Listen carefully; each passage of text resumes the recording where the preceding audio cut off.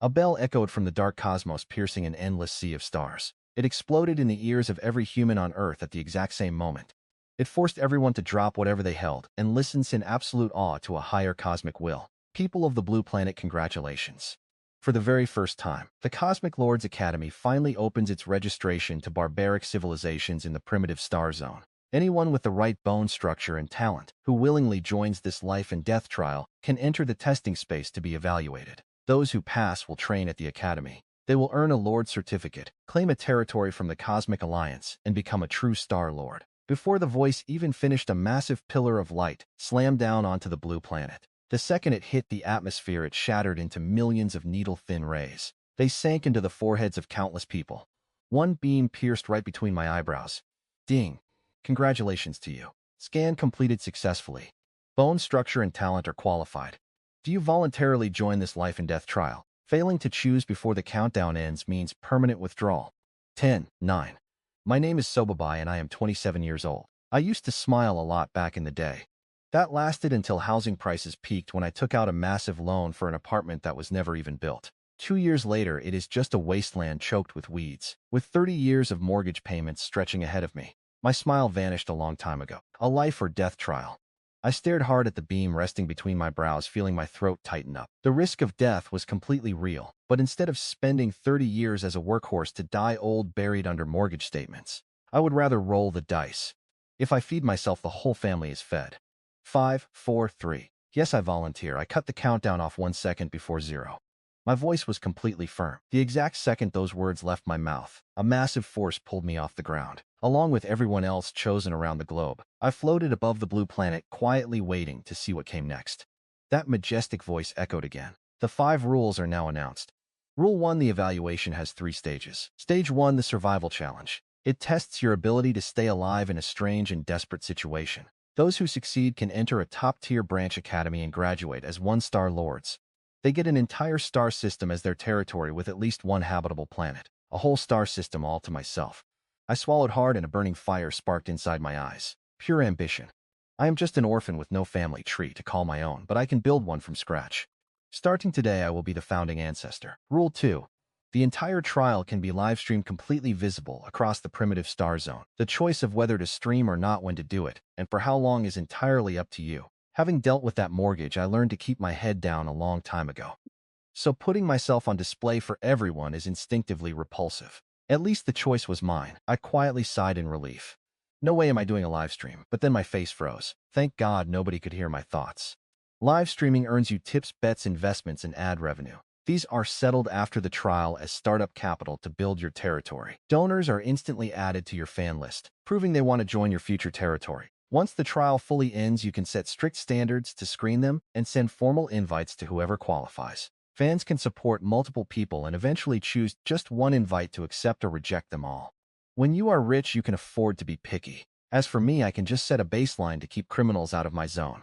Pass the trials, earn startup capital, and gather loyal subjects. You must balance these 3 yourself. The voice held a deeper meaning. I frowned slightly. Looks like I will not be able to dodge streaming at all.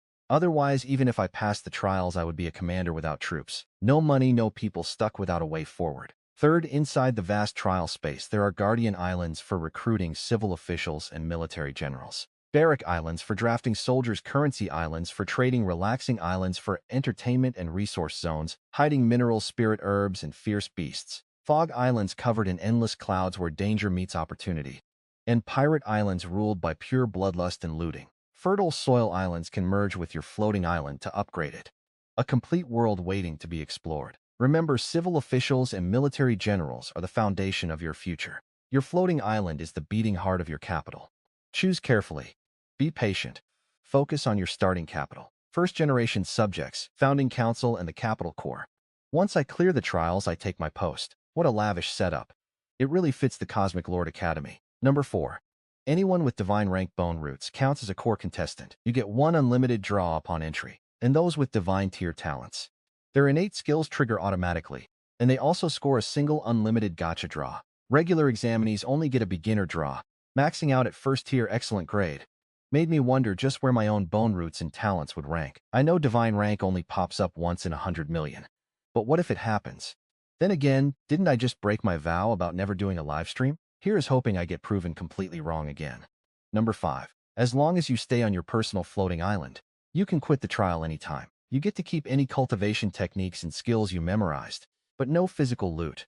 Every item and all stream revenue goes straight into the Academy Grant Fund. Chasing immortality is a drive carved right into the very bones of the Chinese people. My blood practically boiled right then. Giving us a way out like that was actually a pretty humane touch. If I hit a total dead end, I just take my techniques and cultivation level back to Blue Star. My future there would still be incredibly bright. Paying off my mortgage would be a total joke. I can push forward or back out. I just need to master the technique first, then boost my cultivation level. Meanwhile, back on the Blue Star, countless people completely lost their nerve and backed out last second. The ones who missed out are absolutely kicking themselves right now, eaten alive by regret. Fortune always favors the ones brave enough to place a bet. Finally, inside the trial space, power means everything. Anything goes. The sky shifted back to deep blue. In a flash, every single examinee vanished, including me. So this is the floating island.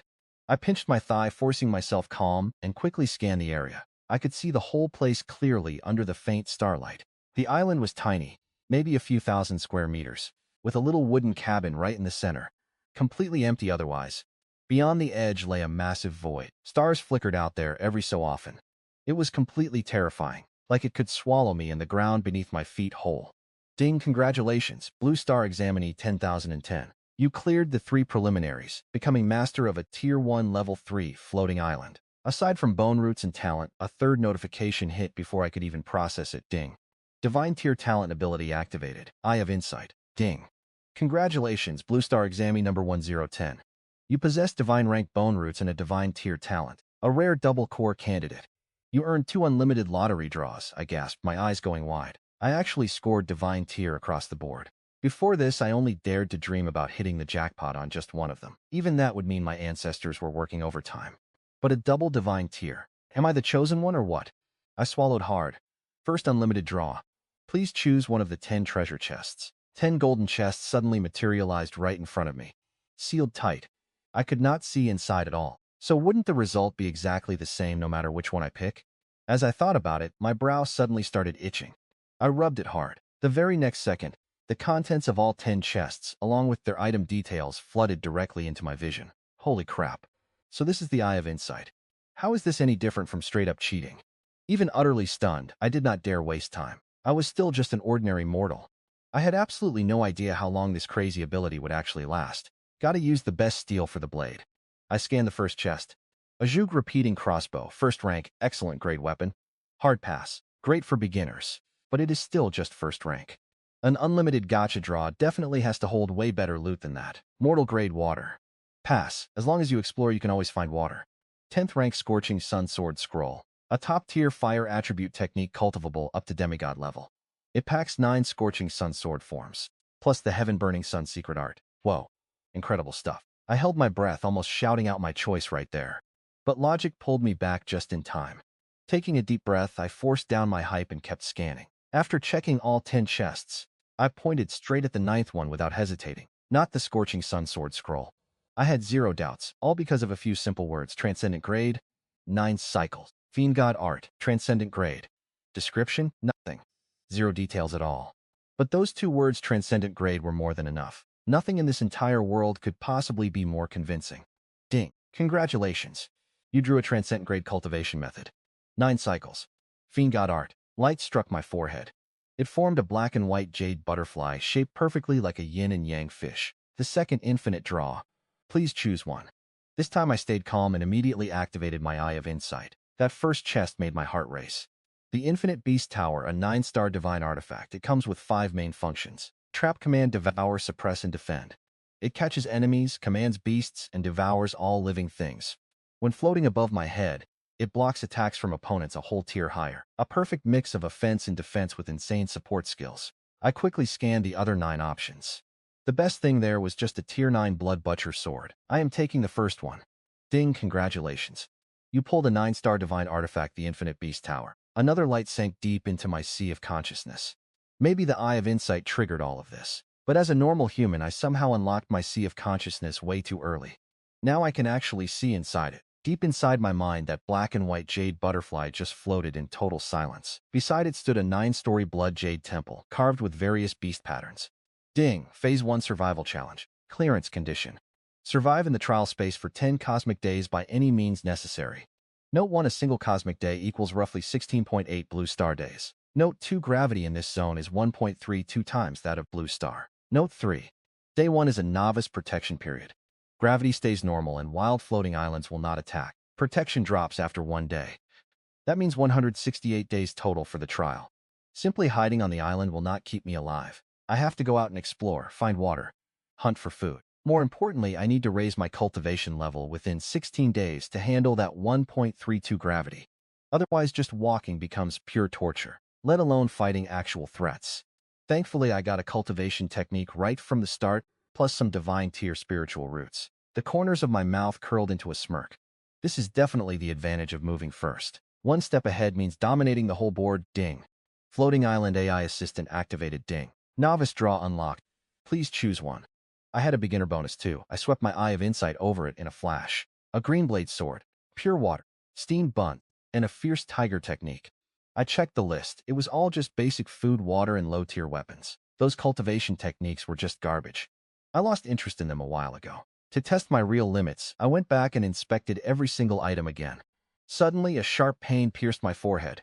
My vision blurred, completely blacking out for a second. I reached my limit. I instantly withdrew my divine energy and made my choice. I am choosing the 6th item. Ding. Congratulations. You received a Tier 1 premium weapon, the Zhuge Repeating Crossbow. The Zhuge Repeating Crossbow. Max range of 3,000 meters. Effective kill zone up to 600 meter with 10 rapid-fire shots. It comes with a quiver and 30 arrows. A handheld bow shooting 3,000 meters is stronger than most rifles. But inside this trial space, absolutely anything goes. Fast firing and long range, absolutely perfect for ambushes. This is my early game survival ticket. Selection confirmed. Draw complete. The trial officially begins now. A countdown will appear right above your island master mansion. May you all become great masters of the starry sky. That commanding voice faded out, snapping me right back to reality. Just above the wooden hut, a line of blood-red numbers hovered in plain sight. 9 cosmic days, 16 blue star days, 11 minutes, 59 seconds. Right then, a pale beam of light tore across the vast horizon. The light banished the pitch-black darkness, slowly illuminating my island's surroundings. At the very edge of my vision, shadows of 3 floating islands appeared, all perfectly shaped, but totally different in size. But I could not focus on them right now. I walked straight toward the wooden hut in the center. My island master mansion. The door creaked open, a 10-square-meter room. 1 bed, a single table, a tiny and 2 pieces of flint on top. This was everything I owned. I sat down on the wooden bed, hard as a rock. But so what? I have survived much worse than this. For now, I have far more important things to deal with. AI Assistant, are you there? Before the words even left my mouth, a palm-sized green fairy popped out of nowhere, doing a mid-air backflip just to show off. Blue Star Island Spirit 100,010 at your service. What can you do for me? I cut straight to the point. Check your stats. Monitor channels. Pilot the floating island. Run radar scans for early warning. And answer your questions. Oh, and I keep you company on lonely nights. He tilted his head basically. I am super useful and highly advanced. A thought sparked. Show my stats first. A pale blue transparent data screen suddenly opened right in front of me. Trial participant Blue Star number 1000. Name Subobai. Level beginner trainee. Cultivation technique. 9 transformations. God and demon art still unpracticed. Divine rank brute. Innate divine energy. And a divine level Eye of Insight. Reveals all stealth within 10 meters. Lasts up to 2 minutes. It evolves as my cultivation advances. Personal storage 1 cubic meter. A single refined Zugabo. Level 1 floating island. A massive wave of questions suddenly exploded in my head. Explain this to me. 0 power separates a mere trainee from the body refinement realm. Cross 0 and you enter the first stage of body refinement. The island spirit made it perfectly clear. Bone roots range from totally unranked up to divine rank. 12 ranks in total. Being unranked means you will be stuck at the 3rd stage of body refinement for your entire life. Only divine ranks qualify to challenge the divine realm. For this trial, the 4th rank is the absolute bare minimum. I cracked a smile. Divine rank. Those 2 words carry some serious weight. Innate talents come in 5 different levels. Locked at birth, cannot be changed. Yet even the lowest level qualifies you. Floating islands can merge land to expand their space or combine units to speed up upgrades. Once a trait hits its peak, it automatically advances. By the time I finished listening, Two distinct paths had already formed in my mind. Option 1, grab the refined Zugabo and charge straight toward those 3 floating islands on the horizon. Option 2, train the 9 transformations god and demon art first, then head out once I have enough power. I barely even hesitated. Whether it's handling the crushing gravity once the protection period ends, or heading out to explore and hunt raw power is the foundation of everything. With a perfect starting point like this, playing it safe is the smartest move. I refuse to get stuck right at the starting line. Training comes first. Even a 1-point power boost gives me a much better survival chance. I'm all about action, not talk. I shut my eyes. Let my consciousness sink deep into my sea of perception, then touch the black and white yin-yang jade disc. Boom! A massive wave of information rushed right into my head. The 9 transformations god and demon art is split into 4 volumes. Right now, I could only catch a glimpse of the very first layer of Volume 1. The primal art of 9 transformations covers 2 realms: body refinement and chi purification. Only when I max out chi purification will the jade disc automatically unlock. And after that, the body refinement realm has 9 stages. Every 3 stages there's a massive gap, and your combat power just absolutely skyrockets. Stage 1 caps out at 200 kilograms. Stage 3 hits 600 kilograms. Then a brutal bottleneck. Breaking into Stage 4 lets your blood chi erupt outward, crushing anyone weaker than you. Reach Stage 7, and that blood chi can completely leave your body to shred your enemies. Your true energy condenses into something solid. Your entire being transforms into a vast, endless sea. The further you go, the more terrifying the gaps between stages become. Fighting anyone above your own level is harder than reaching the heavens. And this was just the first realm. I took a few deep breaths, forcing the shock in my chest to slowly fade. Following the technique, I took a combat stance and steadied my breathing. 1 toe touching the ground, the other 4 hovering. The gate of heaven opens wide while the earthly door seals shut. Maybe this intense effect was all thanks to my divine rank bone root and divine level talent. In just 3 short minutes, I fully grasped that incredibly mysterious and precise sensation. I slipped into a deep meditative trance, totally forgetting my surroundings. Meanwhile on Blue Star, absolute chaos had already broken out. Why did you hesitate earlier? Otherwise, I could have entered the trial space as an island master too. The heavens are just completely unfair. Because you were terrified of dying. The reply was swift and brutal. Ha, I'm dying. The real tragedy is the people with bone roots so weak they never even got a choice. Damn it, the backlash is insane. I am completely unranked. Wait, what? There is an unranked tier 2? First time I'm ever seeing that. The higher the bone root, the rarer it is. And rarity makes it incredibly precious. Who knows? Maybe being totally unranked just means there is no ceiling at all. Over in the capital, deep inside a military base, an old officer wore a dangerously grim expression. How many people entered the trial space worldwide? What is China's share? Commander, the total is 214,118 people. Based on our data, every country's ID numbers are sequential. China's range goes from 1 to 44,067, so we have 44,067 people total. That's 20.83%, which actually beats our global population share. The old man flashed a rare smile. Good news. Then his voice went dead serious again. Focus all surveillance directly on the live streams of our citizens. Filter out the most promising candidates immediately, and form a dedicated team to track them.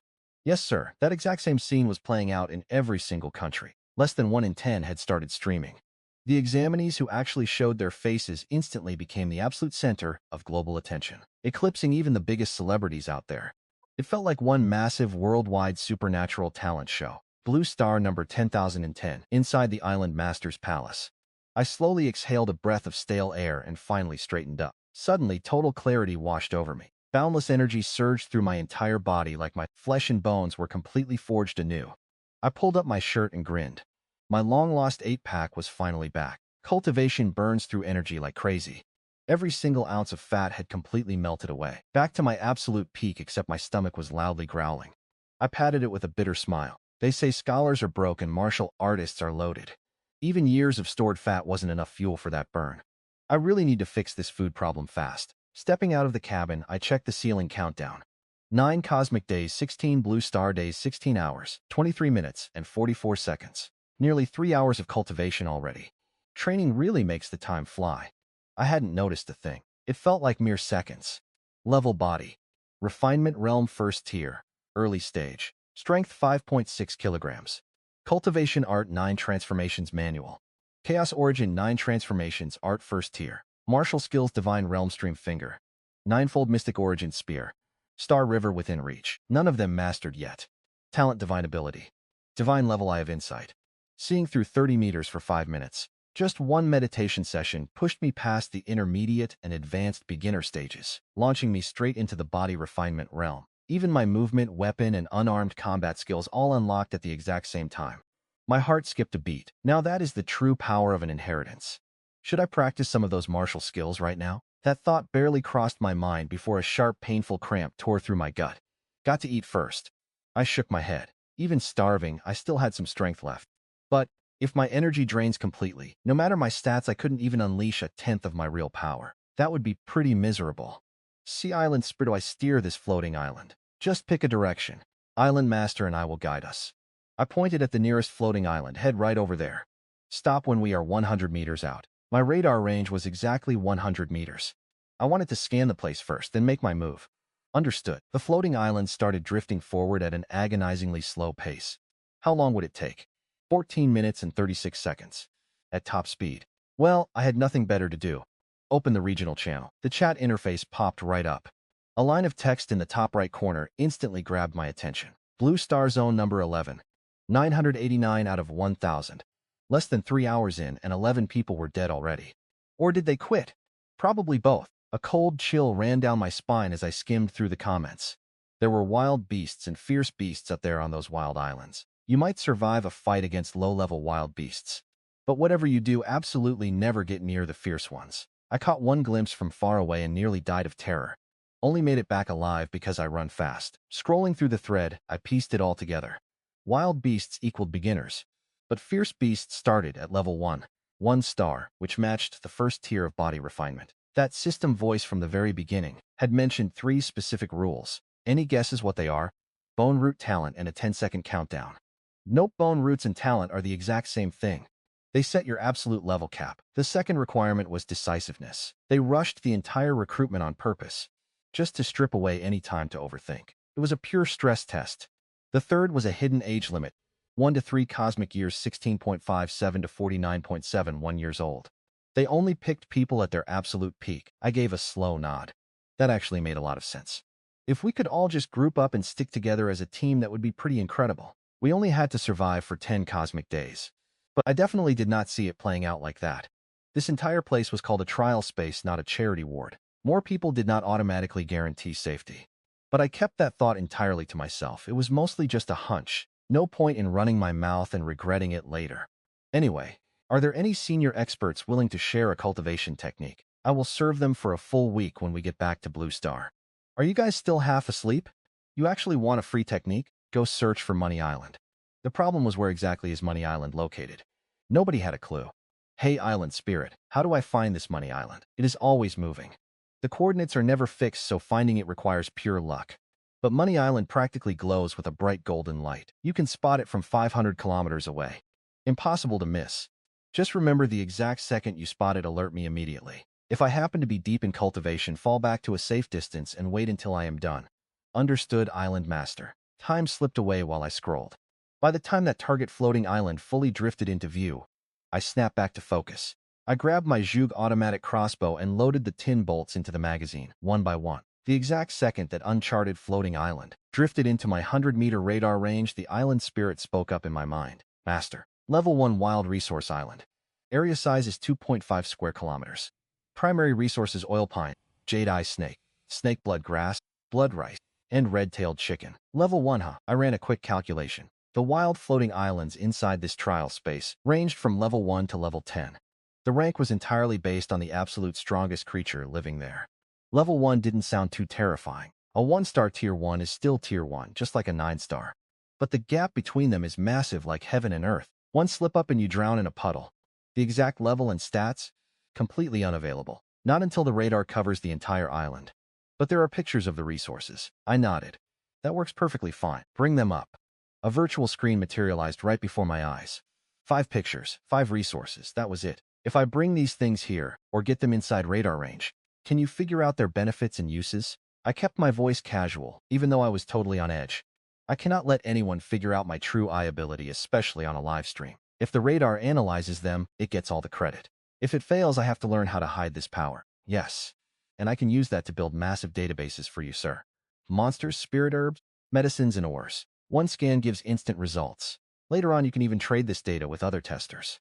I raised an eyebrow. This island spirit really knows how to look out for me. Excellent. This is your job from now on. Understood, sir, she answered with total enthusiasm. Take a lap around the island first.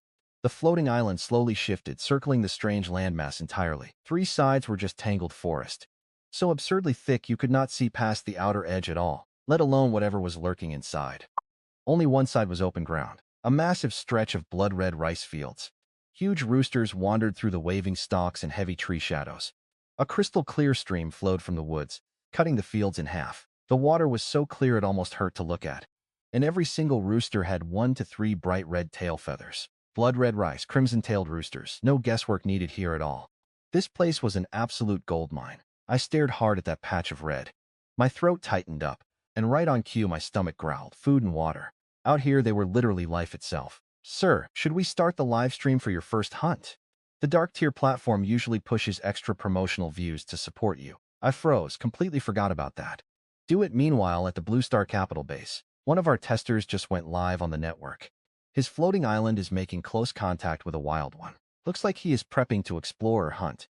Jing Yung never looked up pinpoint the location. Open a file on him. Get someone to record this in real time. Anything weird happens, report it immediately. Understood, sir. What is the current death toll? How many people tapped out? The staff member typed frantically, pulling up a live graph on the screen. Combining all sources, 183 people globally are confirmed dead. 31 are ours, and 114 chose to withdraw back to Blue Star. 19 of our guys. In less than 3 hours, 297 people are out. Jing Yong chewed on that number, lightly tapping his knuckle against the desk. What about the dropouts? Have we contacted them? We invited them to join the Dragon Group. 17 accepted instantly. 2 are still deciding. Did anyone bring training techniques back out with them? His tone stayed totally flat, but his chest tightened. Here it comes. The whole world is watching. Training techniques. Whoever scores them first gets a massive head start in this new era. There is a guy named Lu, active duty military. His technique is called Great Dragon Elephant Power. Premium Tier 1 grade. He handed it over voluntarily right after joining. Perfect, perfect. Heaven really is blessing China. Jing Yong repeated the word perfect 3 times in a row, barely containing his massive excitement. But as soon as he calmed down, he frowned again. A premium Tier 1 technique right from the start. And he is an active duty soldier. That is a massive advantage. So why exactly did he decide to drop out? Ambushed by a 2-star Tier 1 monster. He took heavy damage and barely made it back to his floating island. The beast could not climb up on day 1, which saved his life. But with zero medicine or supplies, if he had not tapped out, he was just waiting around to die. Jing Yong went completely quiet. Sometimes that matters way more than raw talent. Where is Lu right now? Getting treated over at the military hospital. Set it up. I need to see him in person. Shanghai, an office building. Huh? The system just recommended a stream on its own. Li Wenhao, who was slacking off watching streams, suddenly froze. Then it clicked. There are only 3 reasons the system pushes a stream.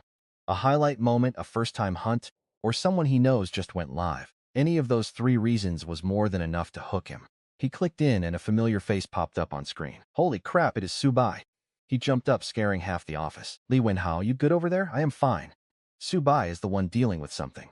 He did not even bother lowering his voice. I was wondering how he randomly vanished after a bathroom break. Seriously, thought he fell in. Turns out he became a tester and got dragged into the trial space.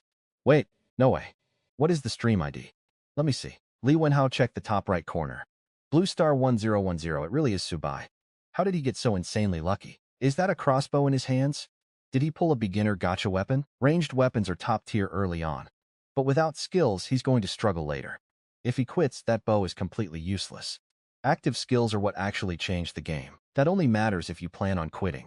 But to actually clear the game, a weapon is the absolute best start. The manager poked his head out the door, yelling at everyone to get back to work. The staff scattered to their desks like mice spotting a cat. But nobody was actually working. Every single phone was secretly refreshing Subai's livestream. Even the manager himself opened the stream. The second he got back inside muttering, he muttered about the kid's insane luck. Meanwhile, I asked the trial island spirit, if I shoot from here, will I hit that red-tailed chicken? A red-tailed chicken was squatting in a tiny ditch.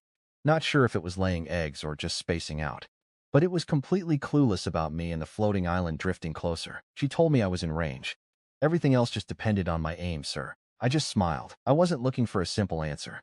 This was the exact confirmation I needed. across the void between the islands. Could my arrow actually cross it? Raised the crossbow. Focused, fired. A sharp itch sparked right between my eyebrows. That familiar rush came flooding back. Suddenly, the entire world snapped into absolute crystal-clear focus. The distant red-tailed bird seemed to magnify. It felt so close, like I could just reach out and touch it. I tweaked the bolt's angle just a fraction. Without a single second of hesitation, I pulled the trigger. The three-edged bolt ripped through the empty void. Right then, the bird sensed the pure killing intent, tilting its head in sheer curiosity. Absolute terror hit its eyes as it thrashed to escape. Too late, the bolt ruthlessly tore right into its flesh. Blood sprayed. The bolt pierced its chest completely. The bird was brutally pinned. Its wings thrashed, a choked, desperate cry tearing from its throat. Useless. In under 3 seconds, the body went totally still. The second it died, a few copper coins and a dagger-like weapon spawned above the corpse, hovering clearly in midair, emitting a faint glow, looking exactly like a standard video game loot drop. Then, the system notification chimes started rolling in. Alert! High-quality mob red-tailed bird eliminated. Reward 25 mortal points. Alert! First hunt completed. Reward 250 mortal points. Alert! You are the 10th successful hunter in Blue Star Zone 11. Reward 1 tier 1 point. So points are a real thing. A faint smile tugged at my lips. I wasn't the absolute first, but I did burn almost 3 whole hours on spiritual cultivation beforehand. Honestly, I never even expected a first kill bonus reward to exist. Otherwise, I would have risked taking a shot way earlier. Still, zero regrets here. That meditation session bumped me straight from a total novice to the early stage of Tier 1 body refinement. The time I saved doing that is way more valuable than some points. As for missing out on the very first kill, I'll just farm some extra mobs. Points only exist for one thing anyway, the gacha system. Mortal points roll for mortal tier prizes. Tier 1 points roll for Tier 1 prizes. You can't trade up, but high tier points convert down at a 1:100 ratio. And the moment you hit 1,000 points, you get a guaranteed pull. 1 Tier 1 point and 275 mortal points. A really solid opening haul. Now, about that weird sensation from earlier. Something shifted in my mind. That itch between my eyebrows while firing the bolt? It's definitely tied to my innate divine ability.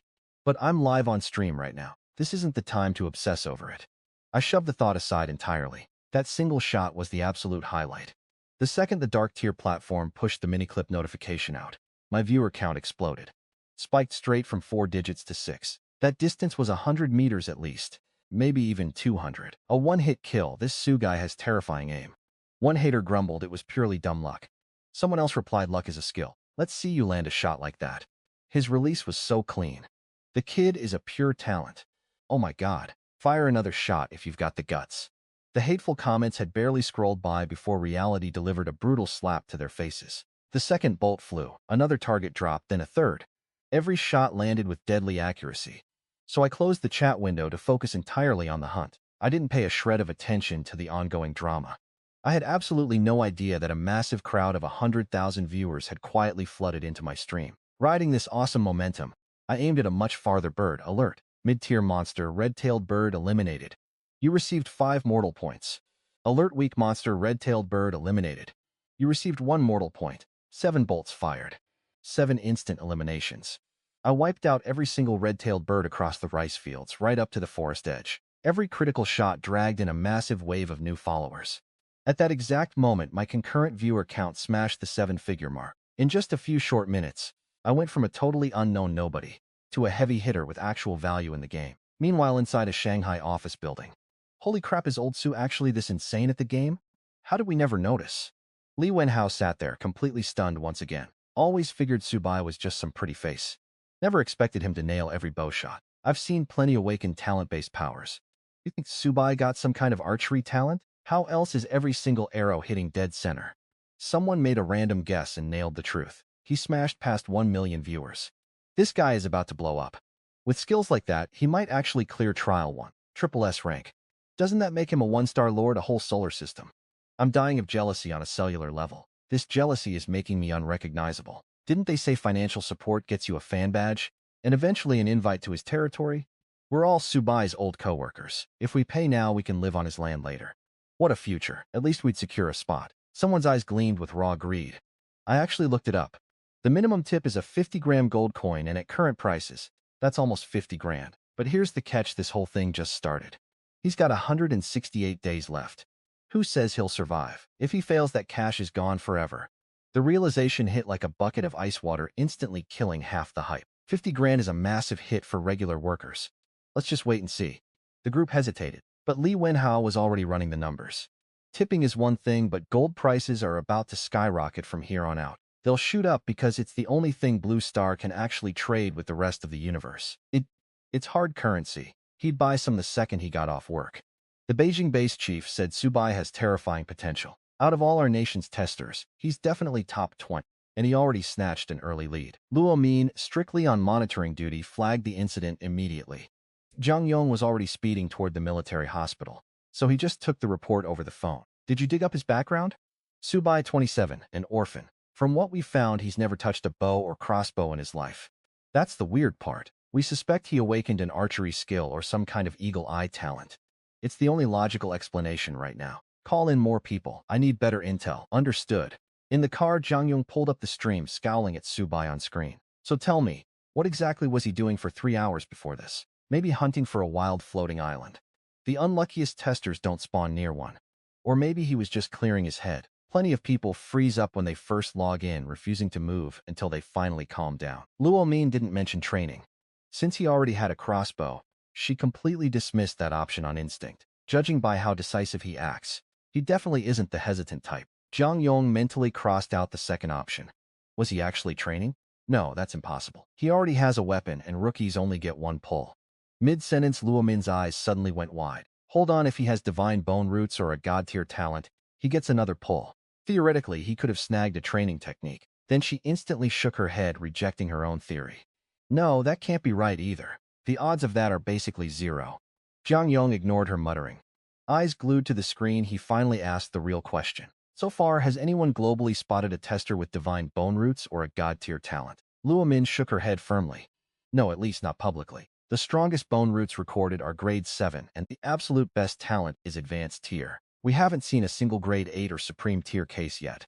That's why I'm completely sure Subai's chances of having divine bone roots or a god-tier talent are practically zero. Zhang Yong sank into a heavy, drawn-out silence before finally speaking up. Boost manpower right now. Form a dedicated monitoring team for Subobai, and you're stepping up as team lead. Bump his priority up to Sequence 1. In China, Sequence 1 only has 10 slots reserved for the top 10 high-potential testers. Each gets a 30-person monitoring crew. Luo Min's heart skipped a beat, completely unable to hide her joy. This was her golden ticket. Understood. Meanwhile, inside the trial space, Ding Fengqing just tipped 10 gold coins. Ding Fengqing just bet 2,000 gold coins on you. Clearing the Stage 1 evaluation, I totally froze. I'd turned off the damn comment feed, but financial support alerts were still active. I knew from the logs that the 1 gold coin minimum equals 50 grand back on Blue Star. I never expected someone to drop cash this fast. Guess I underestimated myself again. I've never been a content creator, but I understand basic social etiquette. Snapping back, I cupped my hands toward thin air and bowed. Thanks for the massive support, Boss Feng. I'll give it my all. Adosa sent 1 gold coin. Ding. Moss. Another viewer tipped 10 gold coins. Ding ding. The moment Fengqing started, donations flooded in from every direction. Wave after wave of them. I was totally thrilled, yet sweating bullets at the same time. The battle wasn't over.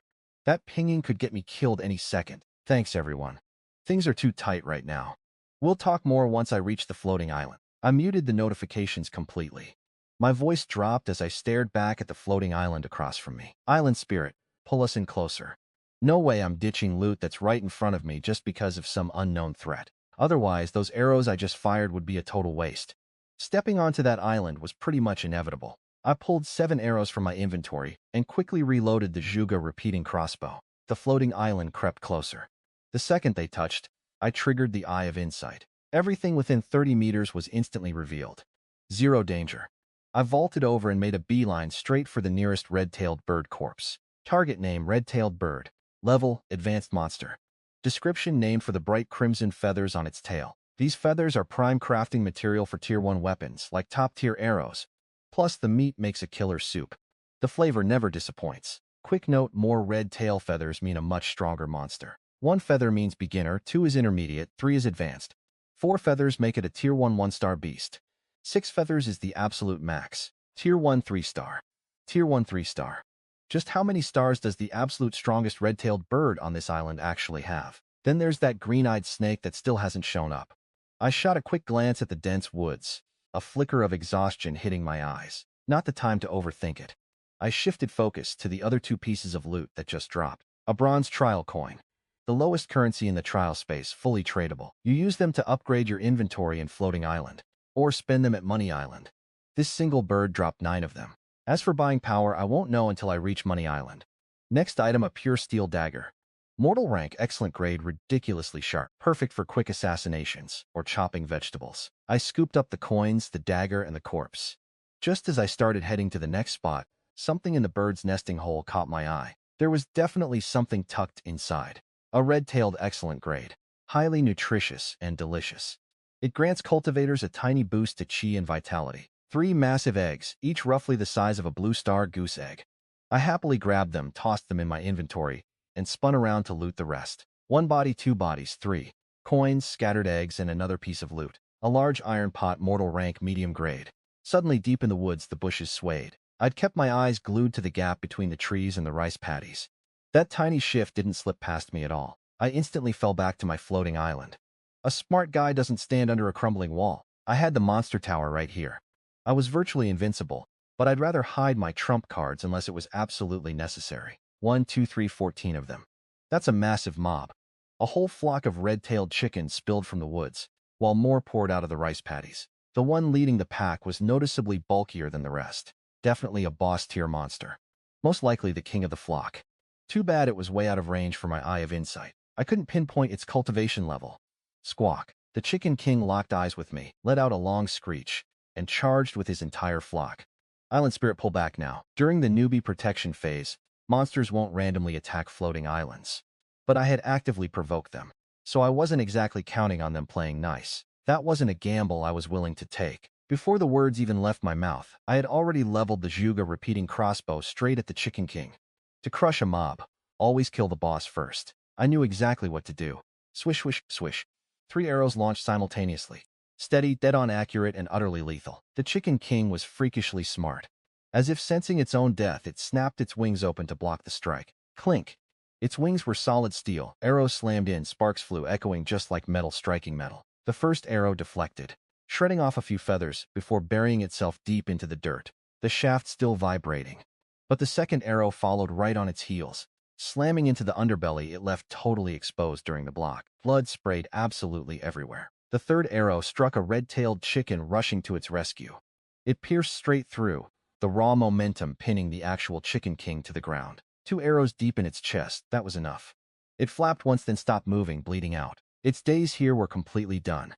I stopped wasting my arrows and played the butcher instead, picking off those remaining red-tailed chickens one by one. In just a blink, I managed to reap 7 more right up until my crossbow magazine completely ran dry. The lucky few left alive stood on the edge of their island, just glaring at me, definitely cursing my name. Too bad the gap between our islands was almost 100 meters now.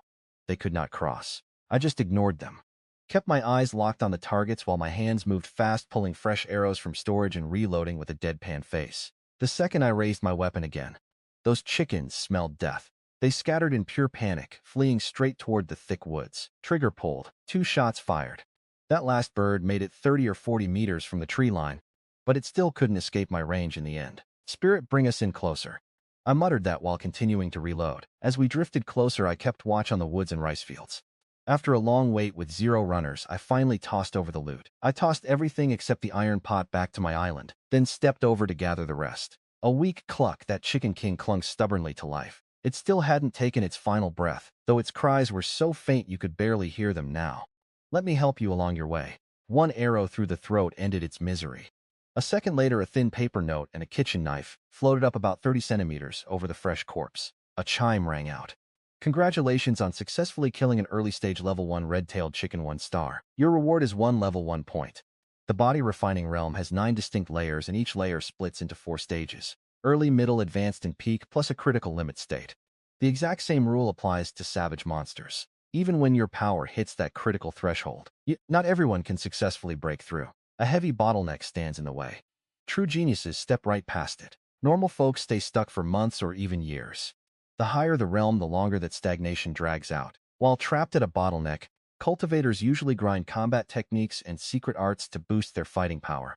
That is exactly why a limit stage expert usually crushes a peak stage expert in the very same realm. As realms climb higher, the foundation of those veteran limit stage experts becomes far deeper and completely unfathomable. Chime.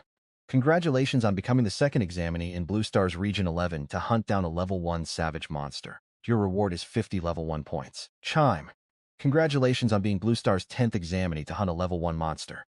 Reward 100 level 1 points. So the first kill rewards are totally split between regional and planetary levels. My mind raced as I started crunching the numbers fast. Last time I completely missed out on the Blue Star reward, and nobody mentioned it in the regional chat either.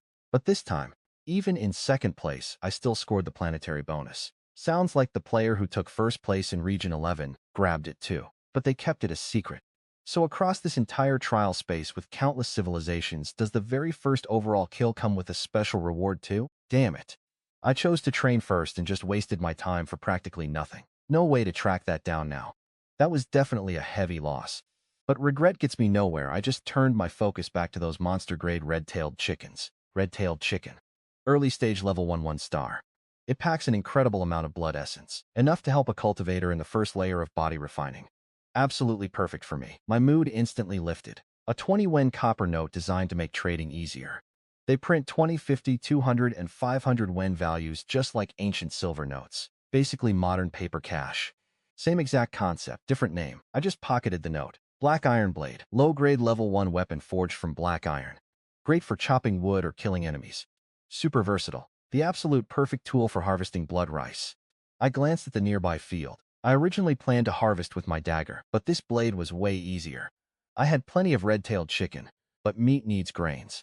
That chicken blood rice was the absolute best staple meal around. I calmed down and gathered the 13 remaining corpses along with the coins. One actually dropped a training manual. Yeah, you heard that right. The Lone Golden Rooster Stance. Low grade level 1.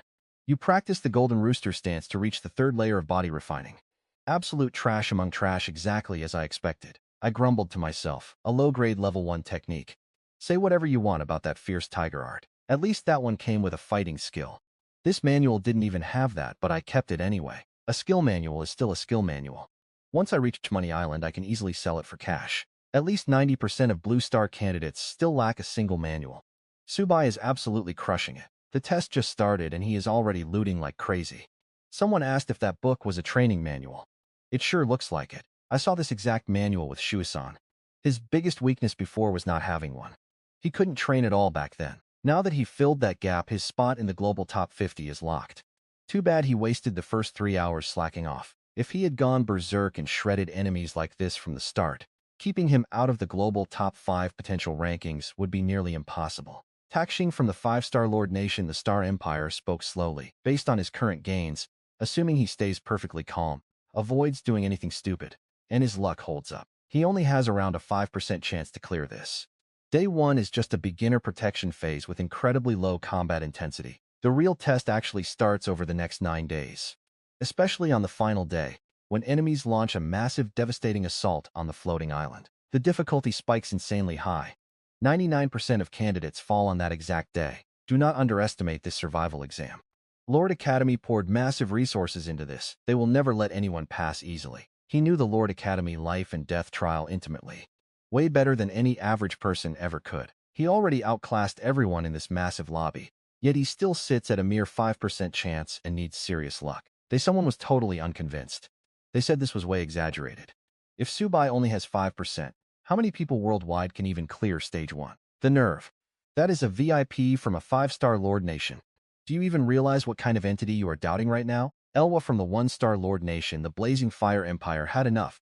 Damn it all. Blue Star candidate number 10,010 caught the eye of a 5-star Lord Nation VIP. This luck is absolutely insane. Jianghua from the Fierce Wind Empire, quietly watching this whole time, was pulled into the debate as well. A string of unseen titles suddenly popped up on the live chat screen. Boss Takexing belongs to a 5-star Lord Nation. His word carries massive weight. Yet you barbarian civilizations dare to question him. You really have a death wish, do you not? Wang Miao from the 2-star Blue Maple Empire was confused. Why do some people have a Lord Nation star rating attached to their names like that? Wang Tianfeng from the Cold Frost Star looked completely baffled. Was he seeing this right? There are actual aliens inside Subai's live stream. We crossed the 100 million viewer mark in almost no time at all. I glanced at those titles and my stomach dropped. saying it was because they belonged to Cosmic Alliance Star Lord nations, while you are just barbarian civilizations from the primitive star zone. Those were the words of Jianghua from the One-Star Nation. The fierce Wind Empire carried an undeniable crystal-clear aura of superiority. Consider yourselves incredibly lucky this time around. You actually got a chance to join the Cosmic Lord Academy recruitment. Once the exam ends, if nobody passes the evaluation, you all just fade back into total oblivion. As for the audience, the second a stream hits 100 million viewers, it instantly draws attention from outside your civilization. This is common knowledge in the Alliance. The Blue Star viewers in chat suddenly grew far more cautious. Nobody wanted to invite disaster to their planet. I had zero time for any of this. After dropping my technique, I sprinted toward the scattered red-tailed chicken corpses, shoving all that loot into my personal space as fast as humanly possible. 12 red-tailed chickens, each one way bigger than any rooster back on Blue Star, plus all the scattered monster parts. The cubic meter was practically full. I ended up hanging the final 2 birds from my waist. Good thing I already dumped the previous batch on the floating island. Otherwise, there would be zero room left at all. While sweeping up the loot, my senses stayed locked on the rice paddy and the dense woods. Nothing rushed at me, but I didn't dare drop my guard for a single second. The exact second I reached the edge of the field, I activated my inside eye. Blood chicken rice tier 1 lower grade, a staple food granting a mild boost to blood and energy. Excellent flavor profile. The favorite meal of red-tailed chickens. It aids in training and is fully ripe.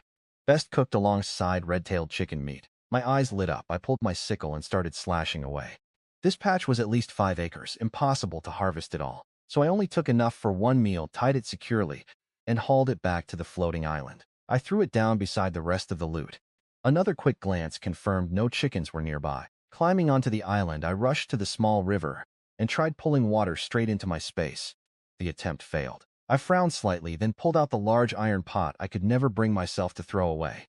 I scooped until it was full, stored it inside my space, and then pulled the pot back out empty. The water remained in my inventory, so that is the trick. I instantly bent down and kept scooping until my space was fully loaded with river water. That was when I headed back to the floating island. Leaving water to waste space just made zero sense. I picked a flat spot on the edge, raised my sickle, and started digging. My tier 1 body forging strength paid off. I quickly dug a shallow pit. Meanwhile, the chat absolutely exploded. What is Subobai actually doing? Burying the meat? Making beggars chicken? Or is he trying to build a private pool? I stood up, checked the pit, and smiled faintly. If it does not drain out too fast, keeping half that water is definitely enough. I swiped my right hand through the air. A massive column of water crashed down, filling the pit instantly. The water level dropped pretty slowly. I just kept pouring until my storage was completely dry and the pit finally filled up. The absolute last drops of clean water went straight into my large iron pot. I would need that for cooking later. Then I used the wet mud to build a temporary dirt stove. Everything was set, only one step left. I glanced at the monster loot scattered all over the ground. My eyes lingered on the blood chicken rice stalks for just a second before moving on. Those stalks were still damp. If they were not totally dry, they would never catch fire. I turned my head and stared into the dense forest. There had to be dead branches inside the perfect firewood, but something terrifying lurked deep in that darkness. It made me hesitate. What the hell was I even scared of? I will not go deep. Just grabbing some firewood from the edge. Between my eye of insight and the repeating crossbow, I was pretty confident I could retreat safely, unless I hit a massive monster horde or a high-level boss. If things got truly desperate, I would just cut the stream and summon the 10,000 monster tower. Hyping myself up, I leaped onto that wild floating island. I kept my loaded crossbow raised and crept toward the dense tree line. I didn't slow down until my eye of insight pierced the deep shadows of the trees. Once inside, I took every single step with extreme caution. I sighed with absolute relief. Zero danger. Only then did I check the tree ahead. Oily pine, mortal grade. Excellent tier. It catches fire easily and burns slow. Furniture made from it survives a whole century. Premium timber. A pretty amazing material. Keeping one eye glued to the dark woods, I quickly scooped up the dead branches scattered around. I hugged the outer edge tightly and refused to push deeper. Luck was with me. No monsters anywhere. Then a sharp spike of pain pierced right between my eyebrows. The eye of insight had expired. Noticing my spatial storage was already half full of firewood, enough to last a while, I immediately fell back to my base. Island spirit, pull us 80 meters away from this floating island. Keep the radar locked on it constantly. If anything weird happens, alert me the exact second it does. With that handled, I stacked the firewood by the dirt stove. Finally ready to start a fire. But bringing the flint from the wooden cabin, I hit a sudden wall. This weird rock, how do you even use it? Copying old survival movies, I smashed the flint together. Sparks flew everywhere.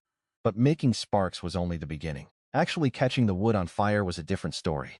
After several brutal fails, it hit me. I told the island spirit to turn on stream alerts in the chat. I had zero clue, but surely someone in the audience knew how. Why not just ask? I am pretty smart, right? The moment notifications went live, pleasant chimes rang out back to back. Ding, the 5-star Starfield Empire. Iron Star just bet 1,000 black gold coins on you, clearing the first trial phase. Ding, 1-star Lord State Grey Wolf Empire. Woo tipped 10 gold coins. Ding. Huge thanks to everyone for the steady support. Finally, I can chat with you guys a bit. I buried the deep shock in my chest, my smile a little stiff. Look, I just tried using this flint and absolutely could not get the wood lit. Anyone in chat actually know how this works? I would seriously appreciate some tips. Thanks. I folded my hands together toward the empty air. The chat blew up instantly. He seriously has no idea. Got the whole setup ready and then realized he lacks fire. I am literally dying right now. Watching him coldly slaughter those beasts earlier made him look so intense and terrifying. Turns out he has a clumsy side too. His stomach has loudly growled multiple times already. Any wilderness survival experts out there, please hook him up. Teach the guy fast before he starves. Honestly, I never expected a tiny mistake like this to bridge the gap with thousands of my viewers. It is actually super simple. Just follow these steps. Solid tips flooded my entire screen. I picked out the ones that sounded legit and tried again. This time it took under 3 minutes. The chat tips were great, but that highly flammable oily pine definitely did the heavy lifting. Once the fire caught, everything else went perfectly smooth. I carefully fed it more wood. The flames climbed higher, baking the dirt stove until it hardened like rock. Then I prepared the iron pot, already half full of perfectly clear water. I grabbed a red-tailed chicken and headed to the pool at the island's edge to pluck gut and scrub it clean. I tossed the waste right into the void. To keep the water pure, I scooped up some water and washed the meat right at the edge. Once it was spotless, I dropped the whole thing into the pot to boil. Next, I stripped the grains from the blood rice stalks, rinsed them fast, and dumped them in husks and all.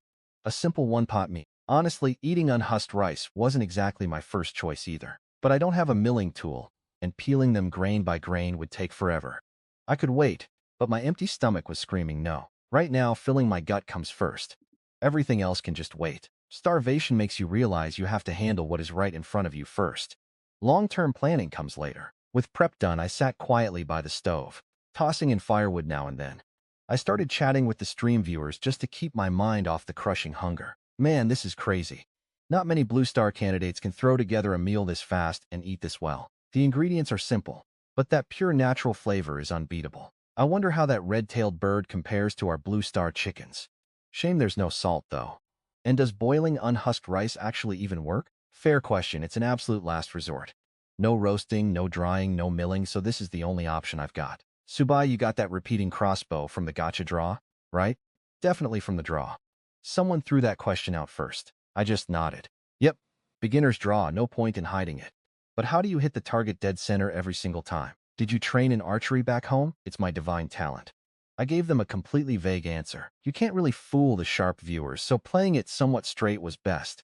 But I kept my mouth entirely shut about its actual level and function. Later on, when someone kept pressing for details, I just pretended not to see it. As long as I stayed quiet, they could only guess. They had zero proof, and nobody would ever dare assume I had a god-tier talent anyway. Subobai, you've racked up a ton of donations and bets, right? How much did you make? What about your fan leaderboard? Honestly, I was pretty curious about that myself. With just a thought, my stat panel flashed right in front of me. Examining number Blue Star Alpha. Name Subobai. Body refining realm first layer early stage. Strength is 5.6 kilograms. Cultivation method 9-shift divine demon art. 9-shift primal unity technique. First layer of martial arts. World stream divine finger. 9-fold mystic origin spear galaxy stride. All sitting at the first layer totally unmastered. Physique divine. Supreme talent god tier divine power. Eye of insight sees absolutely everything within a 30-meter radius, including all stealth and illusions plus item appraisal. It currently lasts 5 minutes, scaling up with my cultivation level. Balance 115 copper. Points 152 primary, 42 mortal. Starting Lord funds 0.6 black gold and 719.6 standard gold. Fans 2,188. Honestly, that number in the starting capital slot left me pretty confused. I had no choice but to ask the island spirit. Hey spirit, what's my cut of the donations and bets? I braced myself for the incoming blow. Just like any streaming site, the house always takes a massive cut. The reply chimed in, Master. Donations are split 4 ways. The Cosmic Merchant Alliance takes 20%. A Cosmic Lord Academy grabs 40. Your home civilization gets 20%, leaving you with the final 20. Bets are locked for now. You only get that payout if you actually pass the trial. Otherwise, you get absolutely nothing. And what's the exact difference between blue gold, black gold, and regular gold coins? Regular gold is standard for 1 to 3-star Lord nations. Black gold comes from a rare ore spent mainly in 4 to 6-star territories. Blue gold coins are minted from incredibly rare blue gold, exclusively used by 7 to 9-star nations. The official exchange rate is 1 to 1,000. But breaking down a higher-tier currency usually gets hit with extra fees. On the black market, it can hit 1 to 1,200. Well, you guys heard it. I cut it off right there, just giving a basic rundown without revealing my actual balance. Never flash your wealth. I definitely knew that rule. While chatting, a massive block of text suddenly flooded my screen. No matter how fast chat moved, this pinned comment stubbornly stayed put. Subobai, based on player data, Phase 1 has 3 distinct stages. Day 1 is a pure beginner protection period. The wild floating islands won't launch a single attack. From Day 2 to 8, the island count spikes dramatically. Pirate strongholds and aggressive combat races will actively hunt you down. And on the final day, you are almost guaranteed to face a massive, brutal enemy siege. So today, you need to go on the offensive. Hoard every resource, boost your strength, and stockpile trump cards for the bloodbath ahead. Official China, I visibly frowned. Floating islands can actually build and upgrade offensive and defensive structures. I really needed to speed up my pace. If I only relied on myself, I'd never survive to the final day. Thanks for the heads up, guys. I'll prep for battle seriously now. I gave a silent, serious nod. The comment section instantly blew up again. Now that is actual patriotism, guys. Even the officials jumped in. 20% of the tips go straight to the state, and the bets probably do too. But all of this hinges on exactly one thing: passing the trial. Otherwise, everything just goes into the Academy Scholarship Fund. The government obviously wants as many people to succeed as possible. So this actually benefits us too. The more initial capital the state pulls together, our starting point jumps up when we finally join the Cosmic Alliance. Plus, our status as cosmic citizens will be way higher. Exactly. Right then, the comments directed at us took a heavier turn. The anxiety over the Hasha trial participants just hit another level. We were not just citizens of the same homeland. Our fates were completely tied together as a single entity. I answered the questions I could and chatted with everyone. Before I knew it, an absolutely incredible smell drifted up from the iron pot. Bubble bubble. The chicken soup was boiling away and my stomach let out another loud protest. I am seriously starving. I'll eat first. We can chat more in the next stream. I completely ignored the viewers' reactions and just cut the live feed right there. I grabbed the wooden spoon and chopsticks I just carved with my dagger. I buried my face in the big iron pot and dug in. One bite made my eyes lighted, sure, but it was incredibly delicious. It totally exceeded my expectations. Plus, with nobody watching me anymore, there was zero need to keep up appearances. A few quick bites later, I devoured the whole pot of chicken soup and rice. It tasted amazing. As the heavy hunger faded away, I felt my entire body finally coming back to life. Only then did my mind finally clear. Time to check my private hall and start a serious conversation with the island spirit. I have over 300 million viewers. Why do I only have 2,000 followers? And why do the donations look so pathetically small? Something is definitely wrong here. I've been holding on to this question for a while. The spirit replied there are 3 reasons. The island spirit's voice rang out crisp and clear. First, before your viewer count hit 100 million, every single one was from the planet Blue East Star. To a regular person, a single gold coin is considered massive wealth. The trials just started, and it's still unclear who will actually succeed. So, they are all just sitting back and watching in silence. Second, the alien viewers who flooded in after you broke the 100 million mark mostly come from poor, weak, and pretty barbaric civilizations. They don't have much money to spare, and they prefer betting on trial participants from their own worlds. Third, the viewers from the Lord nations are already established citizens. Unless a lord shows absolutely limitless potential, they will never flip their loyalties that easily. At most, they'll throw down a bet for some quick side cash. Instantly, I understood the core issue. Tips are just pocket change. If I really want to build up some starting capital, I need to bait the high-level civilizations into betting on me. And to make them bet, I have to prove I can actually win. Pure strength.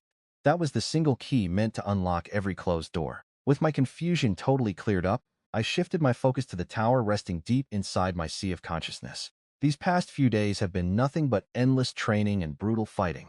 I never even got a chance to study this divine artifact. With just a single thought, I reached out to the 9-story blood jade multi-monster tower inside my mind. A childish voice instantly popped into my head. Master, you finally remembered me. I replied, so you must be the artifact spirit of the multi-monster tower. As a veteran novel reader, none of this surprised me, the spirit agreed. So what exactly can the multi-monster tower do? Right now, only the very first and the 9th floors are unlocked. The first floor has 3 functions. The 9th has 1. The tower itself has 2 core abilities, suppression and defense. Can it suppress enemies who outrank me by several realms? I already caught a glimpse of its defensive power through my eye of insight. It can block a full strike from someone a whole major realm above you. Plus, it can suppress enemies up to 2 minor realms higher. Human, if the target is a monster, it can just barely suppress 1-3 minor realms higher. Honestly, that isn't bad at all. This feeling is extremely satisfying. So what do those first floor functions do? First, it imprisons defenseless monsters at rank 4 or lower. It can torture and interrogate them, with a chance to force their submission. Second, it can hatch monsters up to rank 4. Any beast born inside the tower automatically binds to its owner as a combat pet. Hatching. Too bad the red-tailed rooster is such a low rank with basically 0 potential. Hatching one just isn't worth the effort. Plus, I really can't manage a whole breeding operation. Third, combat pets can live and train inside the tower, allowing them to heal injuries and quickly recover their stamina. Exactly how many combat pets can I command at once? Are there training limits? My breathing started getting really heavy. If there's no limit, I could already picture a mass Asif monster army completely crushing the battlefield. The spirit replied, there is just one condition regarding realm levels. Rank 4 and under, no maximum limit. With this monster tower, the more combat pets, the better. The tower spirit sounded so proud. Good, perfect. That is exactly what I wanted to hear. Even if I failed to recruit officials or generals, a pure monster army made me pretty confident about clearing that first trial. And the 9th floor? It serves just one single function, soul devouring. So what exactly does that mean? It absorbs the flesh and soul energy of living beings to extract 3 distinct types of treasures: the blood soul pill, source energy pill, and soul pill. The first one replenishes vitality to massively accelerate your physical training. The source energy pill forms by condensing the core power inside a monster. Only rank 2 beasts and above actually carry this energy. As for the soul pill, it boosts spiritual energy and can be used later to refine your soul. Those 3 treasures represent essence, energy, and soul. My heart started hammering. Can I use them too? Because if so, hunting monsters guarantees an absolutely endless supply of resources. Wouldn't that mean my training speed would just skyrocket insanely? It is not just for the owner. Any cultivator can benefit, and you can even feed them to your combat beast army. I took a few really deep breaths to settle my racing heart.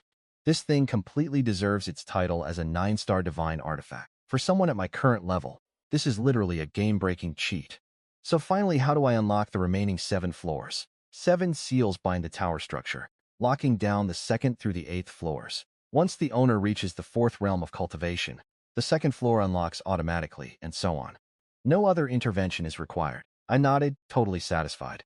I was already bracing myself for some brutal quest to find keys, never expected it to just rely on cultivation level. That was honestly the simplest option. I have 20 red-tailed rooster carcasses right here. Can I use soul devouring on them to craft pills? I pointed at the pile of prey stacked before me. Yes, deposit them on the 9th floor, sir. I stepped forward, waved my hand, and all 20 carcasses instantly vanished inside the tower. I sat cross-legged on the dirt, sinking my spiritual energy entirely into the 9th floor. The second those bodies entered the tower, some mysterious force ripped them apart. Shreds of meat scattered everywhere. Each carcass split into a blood-red line and a pale blue streak, both shooting straight into the tower's sky. 20 birds, 40 distinct energy trails. They eventually condensed to form 2 glowing orbs.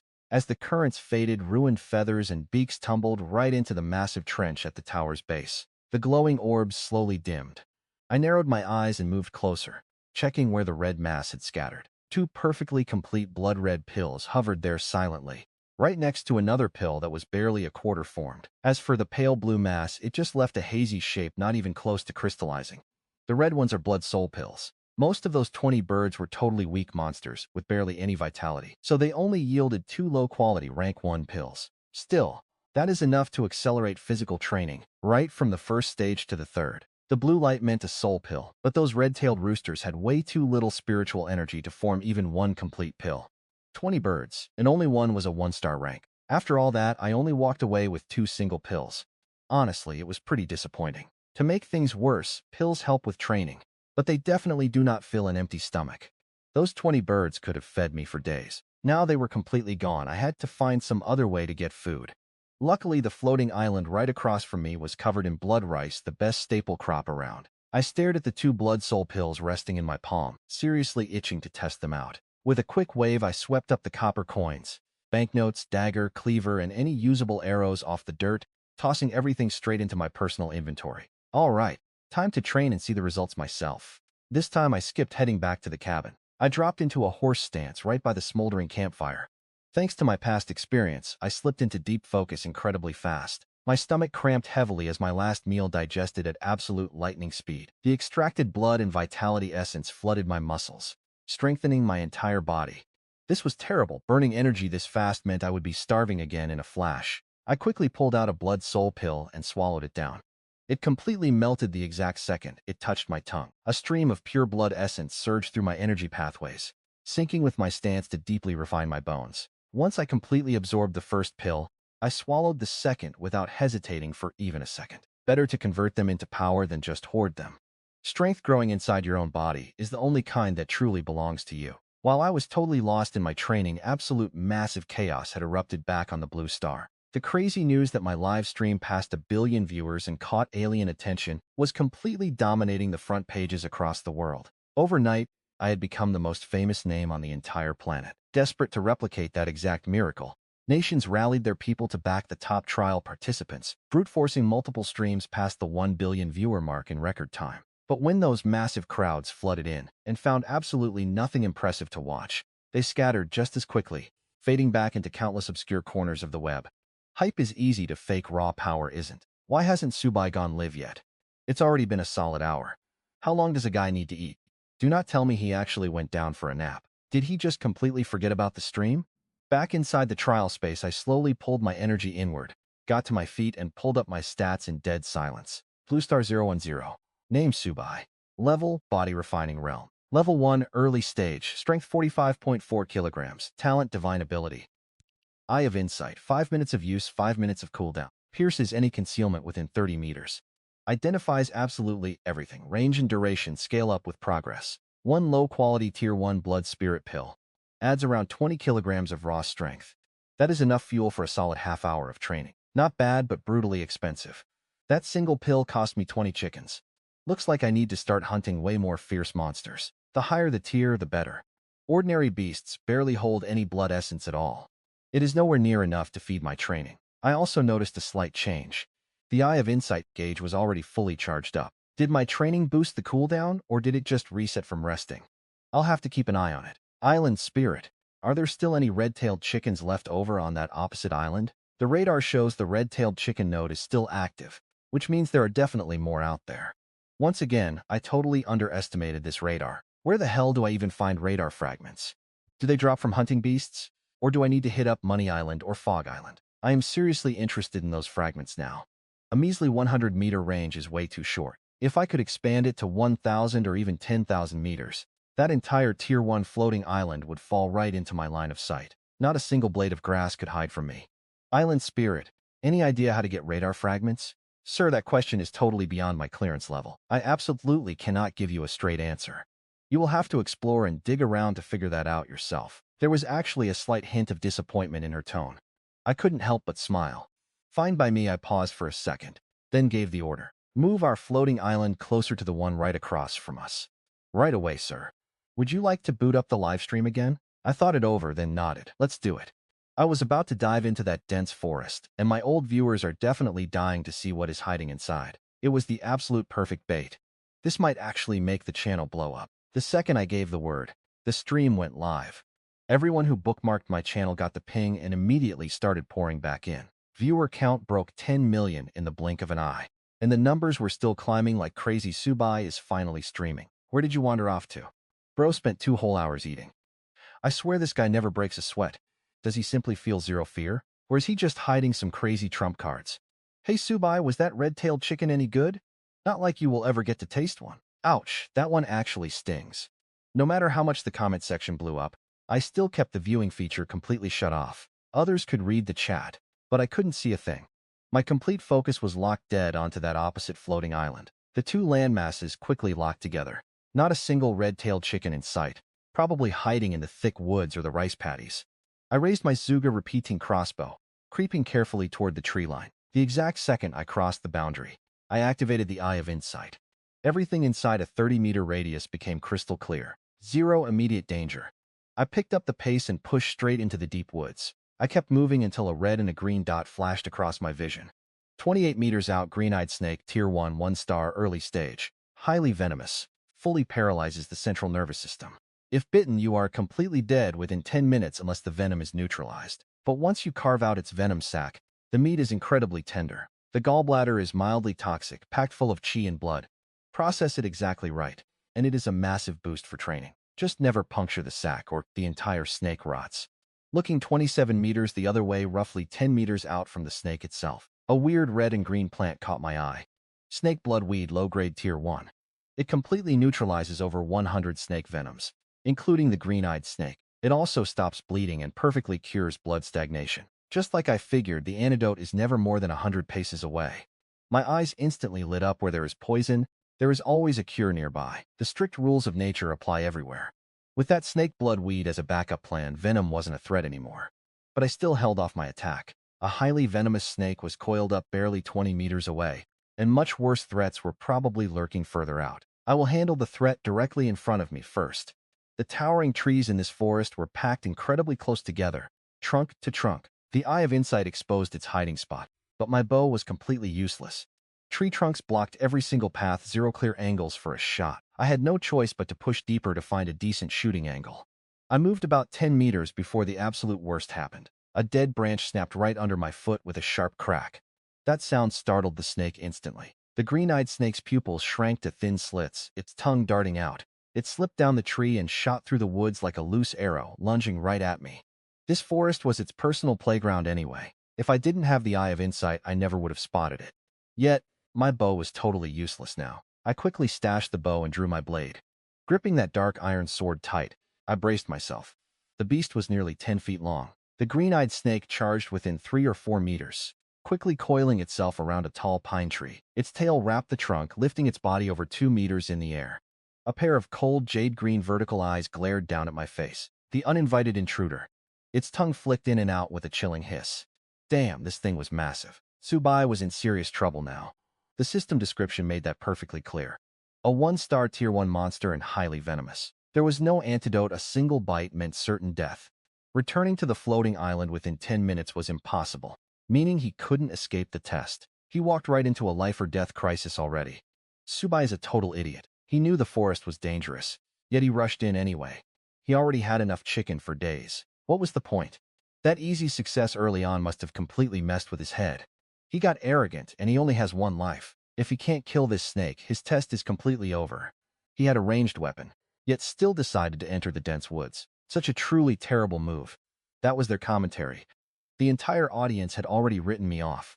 The test just started, and nobody believed I had real skills. In their eyes, taking down that flock of red-tailed birds earlier was nothing but dumb luck. I just happened to find a ranged weapon and activated a matching divine ability. That was why everything went perfectly. They figured once it came down to close combat, Subobai was dead meat. I squeezed the hilt. My unblinking eyes locked on the creature, my throat trembling. Honestly, my nerves were shot. Pure adrenaline surged straight to my head. This was the very first time I fought any monster up close. Sure, its level was lower than mine, but it was highly venomous and still a snake. That was exactly what terrified me back on planet Blue Star. Facing it head-on required a lot more courage than usual. I had zero intention of dragging this fight out. Stalling would only attract more snakes. Besides, my divine ability had a strict time limit, so I purposely left an opening. Just as expected, the green-eyed snake took the bait. It launched off the pine tree like a deadly green flash. In that split second, nearly everyone watching the live stream held their breath. The faint of heart squeezed their eyes shut, unable to watch the carnage. But to me, everything just crawled. The second it lunged, the snake's movement slowed down drastically within my vision. I almost thought I was imagining things, no time to analyze. My body reacted purely on instinct, dropped dead. My body twisted sharply as the blade flashed. The green-eyed snake was instantly sliced clean in half, both pieces hitting the dirt. The entire motion flowed flawlessly, like I'd practiced it 1,000 times. The beast clung stubbornly to life. It kept twitching and squirming even after being split apart. Probably just nerve reflexes. But I refused to relax until the kill notification appeared. I kept my eyes locked on its severed head, guarding against any counterattack, until the chime finally rang. Congratulations on slaying the Tier 1, 1-star monster, the green-eyed snake. Reward 1 Tier 1 point. Simultaneously, a copper coin and a porcelain vial materialized right above the creature's dead body, but my mind was stuck on something else completely. The Eye of Insight could actually slow enemies down too. It didn't just expose hidden targets. Against any opponent of the same tier, that slow effect alone made me completely unbeatable. A high-tier divine ability was genuinely beyond words. I clearly severely underestimated its true power. There had to be even more secrets hiding within these eyes. Deeper, stronger secrets just waiting to be uncovered. Snapping back to reality, I quickly scanned my immediate surroundings. Not a single enemy within 30 meters. Exhaling a relieved sigh, I dragged the corpse into the Tower of Infinite Monsters, tossing the coin and vial into my personal space. The Tower of Infinite Monsters didn't even need to physically materialize to store items. To anyone watching, it looked just like normal spatial storage. That copper coin was still worth 20 pieces, but the porcelain vial was something else. Green-eyed snake venom. A low-grade Tier 1 toxin cleanly refined directly from the snake's lethal essence. Lethal whether swallowed whole or heavily coated on a blade. It could kill a level 4 body forging expert in 10 flat seconds. It paralyzes anyone at level 7 or below within a minute, acting weaker against higher levels. Strong doses might numb you out. A low-grade poison maybe. But this stuff is clearly mid-tier. I just stared at it. The more I thought about it, the more wary I became of anyone hitting the 7th stage of body refinement or higher. If a lethal venom like this only gives them a mild buzz, their physical stats must be absolutely terrifying. Their bodies are practically immune to toxins. I readied my repeating crossbow again and walked over to the snake blood grass. Kneeling down, I yanked it up by the roots and tossed the herb straight into my inventory space. Then my footsteps froze. I didn't even need to activate my insight skill. Right through the gaps in the trees, I could see exactly what was going down with my own 2 eyes. 30 meters out in a clearing, green-eyed snakes were piled up. Dozens of them coiled together into this writhing ball of scales, giving off a chill that made my scalp tingle with pure dread. What was my next move? I really wished I had a bomb. One blast could wipe out the entire mob in a single second. Sadly, all I packed was this crossbow. But wait, they were all grouped up in one spot. This weapon might actually work miracles here. I triggered my eagle eye skill, leveled the weapon at that tangled mass through the branches, and pulled the trigger without a second thought. The bolts launched in a flash. 5 of them formed a perfect vertical line, tearing through the air and slamming into the swarm with absolutely terrifying force. For a repeating crossbow like this, 30 meters is basically point-blank range. Those green-eyed monsters never saw it coming. Rapid fire hits. Every bolt punched right through one snake, tearing into the next and the next. The highest and lowest shots pierced clean through the entire writhing mass. One bolt embedded itself in a tree trunk behind them, while another buried itself deep into the dirt. The impact power was completely undeniable, but the gap between the trees was super narrow. Firing 5 shots was my absolute limit here. I felt a quick flash of regret, but I immediately spun around and sprinted toward the edge of the thick woods, reloading my magazine on the run. A second later, that regret morphed into pure hype. The system chime went off. A peak 3-star green-eyed snake was killed. Reward 60 points. 13 notifications rang out back to back. 5 bolts had just taken down 13 beasts. The insane collateral damage actually made me pause. An awful hissing sound echoed. The surviving snakes locked onto my position instantly. They knew who hit them, and now they were slithering my way in a complete frenzy. I completely ignored them. I just kept sprinting toward the floating island, glancing over my shoulder every few seconds. Once I backed up about 10 meters past the tree line, the first snake entered my insight range. Scanned the mob, racked the bolt, and kept falling back, doing all 3 at the exact same time. The second I had a clear line of sight, I squeezed the trigger, locking onto the fastest vipers leading the charge. The whole motion was so incredibly smooth. Like I had drilled this move 1,000 times before. Non-stop firing, every single bolt flying out claimed another kill. The system chimes just kept spamming my ears. Half were for the ones I was dropping right now.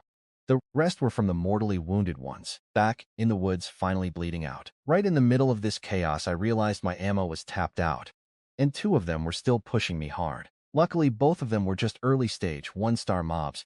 It made perfect sense. The strongest and fastest ones had rushed ahead first, making themselves easy target practice. So it's just the 2 of you left. 2 little snakes, and you still have the guts to chase me. You must really have a death wish. I slung the repeating crossbow over my shoulder and drew out my black iron blade. I stopped running, spun around, and dropped right into a combat stance. Both of these beasts had been completely blinded by extreme bloodlust for a while now. The second they saw me halt, they lunged from opposite sides with terrifying teamwork. Jaws unhinged, venom dripping from their fangs. But I did not flinch. Their movements felt painfully slow to my eyes, like they were lagging by half a beat. I swung my blade hard at the left one, leaning my entire body right to dodge the vicious strike from the second viper. My left hand planted firmly on the dirt, and I spun my body into a perfect Thomas flare. The heavy blade sliced through the air once more.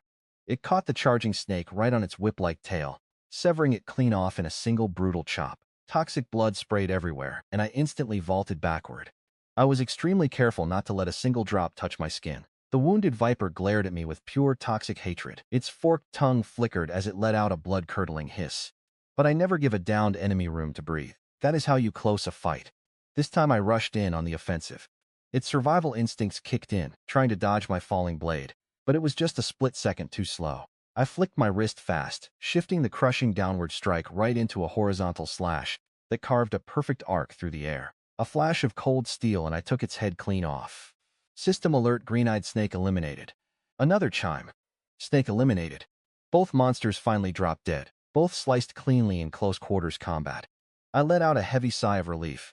Staring back into the dark woods, I waited, but no more reinforcements came rushing out. That was when I finally let my guard drop. The livestream chat had been blowing up for a while now, but I honestly wasn't in the headspace to read it. I quickly gathered up the monster corpses and loot lying around outside the tree line, tossing them straight into my dimensional storage. Once my inventory maxed out, I teleported the haul back to the floating island. It took me 2 full round trips to clear everything. Then there were the bodies still left deep inside the forest, especially those peak stage 3-star drops, and there was an absolute ton of them waiting in there. Dragging out the fight might give Redtail Duke a golden chance to steal everything. So I looked right at the live stream and said, clearly the fight is over, guys. Next step is handling the bodies. Just boring cleanup, so I am cutting the feed now. I shut it down entirely, ignoring every viewer still tuned in. Yeah, that was an arrogant move, I admit it. Little tower. Pull all these corpses to the 9th floor and devour them. As you wish, sir. The devouring was lightning fast. Snakeskins, poison sacks, fangs, and arrows all dropped into the deep pit. With just a thought, the arrows shot right back up totally clean. No blood anywhere. That saves me from doing the cleanup. Found another handy use for the monster tower. Checked the arrows quickly. 1 shaft broke. 2 arrowheads were bent, but they were all still totally usable. I reloaded the Juja repeating bow and stored the rest. Right at this moment, this Juja repeating bow was undoubtedly a divine artifact to me. Monster tower floating above my head, bow in hand. I marched boldly into the thick forest, collecting all the scattered bodies along my original path. I reached the wreckage where the mass of snakes was before. Corpses littered the ground while copper coins and loot floated mid-air. A stunning sight. I am rich now. My eyes lit up with pure joy. I had to take a very deep breath to hold back my intense excitement before I started gathering all that loot. The bodies went straight to the 9th floor. Everything else went right into my personal storage. And with that, my inventory was barely big enough. Space. Little tower. Can the monster tower actually store things? Absolutely. But I do not recommend leaving items in there for too long. That place lacks the time freeze effect you get in your personal storage. The corners of my mouth curled into a faint smile. I was so happy. Back on the floating island, I started counting my loot. Island Spirit, show the kill list. Right away, sir. 43 total. 1 peak tier 1 at 3 stars, 1 late at 3 stars, 2 early 3 stars, 7 2 stars, and the remaining 30 are all 1 star. Grand total is 394 tier 1 points. A very rich harvest. What about the other loot? 1 Bloodblade sword, low-grade tier 1, prevents from healing.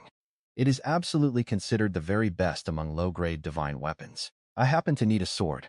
1 flexible gold silk armor. Low-grade tier 1, lightweight, and it fits the body perfectly. It never restricts combat movement. Blocks weak divine weapon damage entirely and cuts medium weapon damage in half. Wearing it was like getting an extra life. This armor dropped from the peak tier 1 3-star snake, the highest level monster I have killed so far. It dropped dead without even realizing what hit it, falling to an opening barrage of 5 arrows before it could even catch my shadow. Incredible stuff. And without saying a single word, I put the armor on. When it comes to life-saving trump cards, you can never have enough. 1 heavy black iron spear, 2.6 meters long, weighing 88 kilograms, suited for those at the 2nd level of the body forging realm or higher. You can lift it as you are now, but you definitely cannot swing it. Me 6 green-eyed snake arrows, refined directly from snake fangs, coated with a paralyzing poison, and completely compatible with the repeating bow. Not bad. That brings my total up to 36 arrows. Now on top of that, there was a thick bundle of copper coins totaling 5,146. Island Spirit. Can I use money to upgrade my storage space? You can, sir. After the trial, can I take it with me? No, but pass the evaluation and you get an Academy-issued custom storage ring. Same capacity. That sounded pretty good too. Sooner or later, I will need a ring for storing important items. And something like that is never cheap. How do I upgrade it? Between 1 and 10 cubic meters, each extra cubic meter costs 1,001. Is that expensive? Over 10,000 times cheaper than outside. Increase it by 2 cubic meters for now. The space instantly expanded from 1 cubic meter to 3, becoming vastly more spacious. Once I finished up those miscellaneous tasks, it was time for the next step: serious training. I sank my consciousness deep into the 9th floor of the endless monster tower, staring at the pills floating in midair. So many of them. I counted them up. There were actually 23 complete low-grade Tier 1 blood spirit pills, and I refined 2 soul pills as well. Soul pills, low-grade Tier 1, refined from purely unadulterated spiritual power. They strengthen the soul and replenish spiritual energy, making them far more precious than many Tier 2 pills. Little tower, can I take these directly? You can. I swallowed one down without any hesitation. But right before doing that, I logged my own stats. Very good. Blood spirit pills usually require channeling internal energy to refine them, but I had not mastered any soul-based techniques yet, so all I could do was absorb it passively. Even so, the feeling was absolutely unmistakable. My drained sea of consciousness was overflowing, filling right back up, and all hunger, stress, and exhaustion vanished instantly, like waking up refreshed after a deep sleep. Good stuff. Really good stuff. Once that wave of comfort finally faded, I pulled up my status panel to check. Name Subi. Realm Body Forging Realm, Level 1, Early Stage. Strength 45.4 kilograms. Sacred Innate Ability. Divine Level. Eye of Insight. It pierces all kinds of stealth within 35 meters. Identifies all objects. Lasts for exactly 5 minutes and 50 seconds. Evolves with training. Points 546 Tier 1 points. I read through everything 3 times top to bottom, focusing entirely on that one fundamental change. Eye of Insight. Its range used to be just 30 meters. Now it's 35. It only lasted 5 minutes before. Now it's 5 minutes and 50 seconds. The entire duration I completely drained earlier had somehow suddenly replenished itself all at once, meaning I can actually use it again. My ability is clearly tied right to my soul. I grew more certain of that with every passing second. Using the Eye of Insight drains mental energy. The Spirit Pill restores soul energy. That is why the ability grew stronger and replenished. A very clear connection slowly started taking shape inside my mind.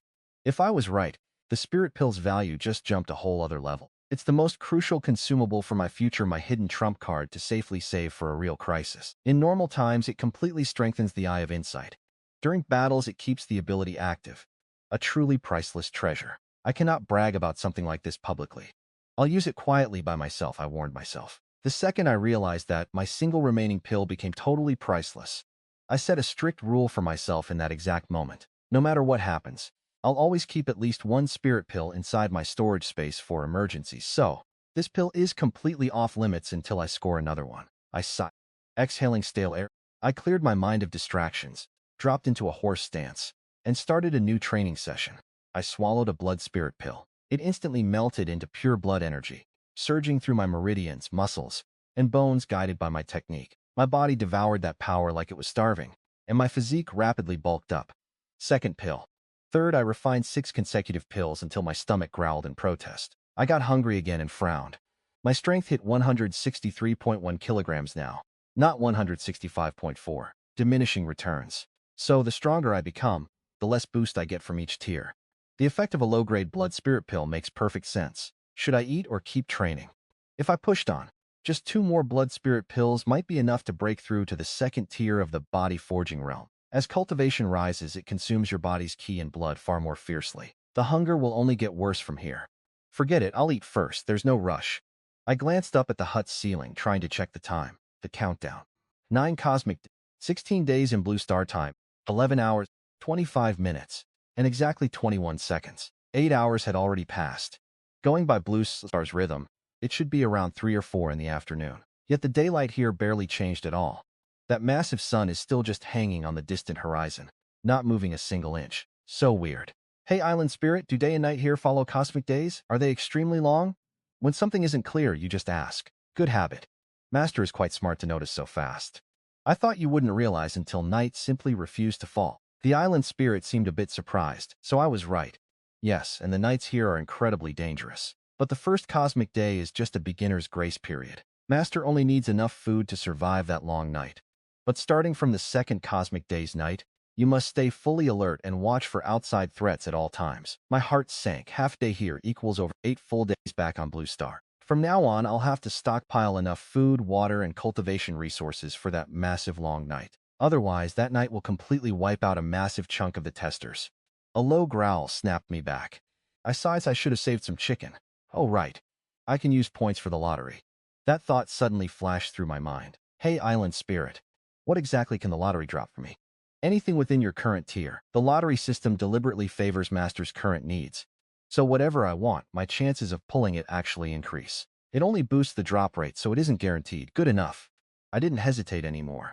Draw a ding. Mortal tier points are insufficient. Use tier 1 points to cover the difference? I was about to nod when a sudden realization hit me hard. Wait, island spirit, start the live stream. Yeah, I was a Blue Star citizen too. I knew exactly what dragged in the viewer's attention. Number 1, brutal combat. Number 2, the lottery.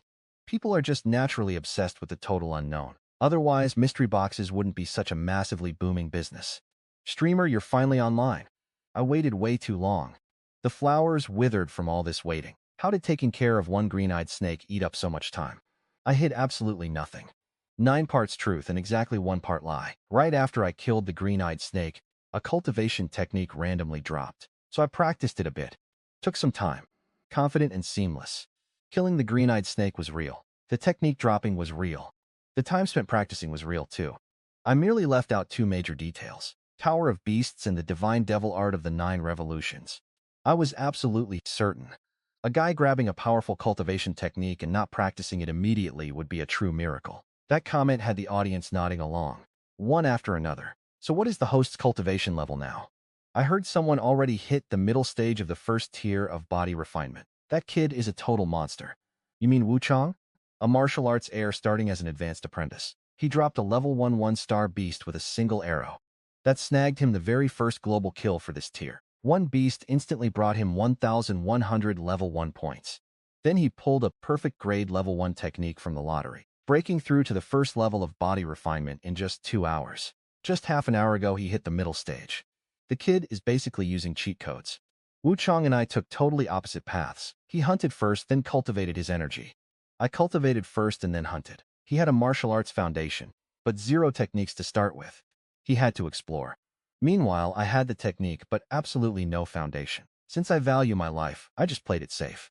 Everyone has their style. But if he is so strong, why hasn't his stream hit 100 million viewers? I saw that comment and felt pretty confused. But a second later, someone dropped the answer. The kid is a monster for sure, but he looks pretty rough. He cannot attract female viewers, so his numbers stayed stuck at 80 million. He only crossed 100 million viewers when he hit the middle stage. So Wu Chong is the absolute strongest right now. No way. A boxing champ in Sam Nation started early in the first level of body refinement with a strength of 3.3 kilograms. He hit 59 kilograms now. One step ahead of Wu Chong. Always a taller mountain, and always a stronger guy. Plus, that is only our Blue Star civilization. Factor in every wilderness civilization across the entire primordial star domain, and I am pretty sure somebody has already left me entirely in the dust. The comments flew back and forth until they finally settled on a Chinese guy named Lu Fuam. He started with a shocking 8.5 kilograms of strength, reaching 48.2 before logging off. Nobody saw his face for 2 hours. Everyone figured he probably broke through, maybe even getting stronger than the boxing champ. There was just absolutely no proof. For a while, nobody could name a more terrifying player. So the chat finally looped back to me. Hey host, are you going to explore the dense forest this time? Some things are worth showing off. Others are better kept totally hidden. I kept my cultivation level a secret and just offered a faint smile. The forest definitely needs exploring, but just not right now. For this stream, I want to drop some points on the lottery and see what good stuff I pull. Figured I would share it with you guys. The lottery? Awesome. Wu Chong pulled a perfect grade level 1 technique on his try. The host is probably doing the normal tier lottery, right? Besides Wu Chong, nobody has enough points for a level 1 pull at this stage. I just nodded. Yeah, the normal tier lottery. Pull it. Sending you my luck, guaranteed good drops. Go Subobai. The Little Bai fan club is cheering for you. What is the Little Bai fan club? Some female fans started it. The host is named Subai, right? Little Bai just sounds sweeter. My core appeal to the audience was holding up nicely. At least I have not done anything sketchy so far. Island Spirit, start the draw. Understood. Ding. Normal tier points are insufficient. Level 1 points will be used to cover the difference. Yes, this time I did not hesitate at all. Consuming 6 level 1 points and 400 normal tier points. Please pick one of the 3 random normal boxes. 3 wooden chests instantly materialized out of thin air right in front of me. Without X-ray vision, there was absolutely zero way to know what hid inside. Perfect. Dropping from 1 in 10 odds down to 1 in 3 made no real difference for anyone else. But for me, that was a massive advantage.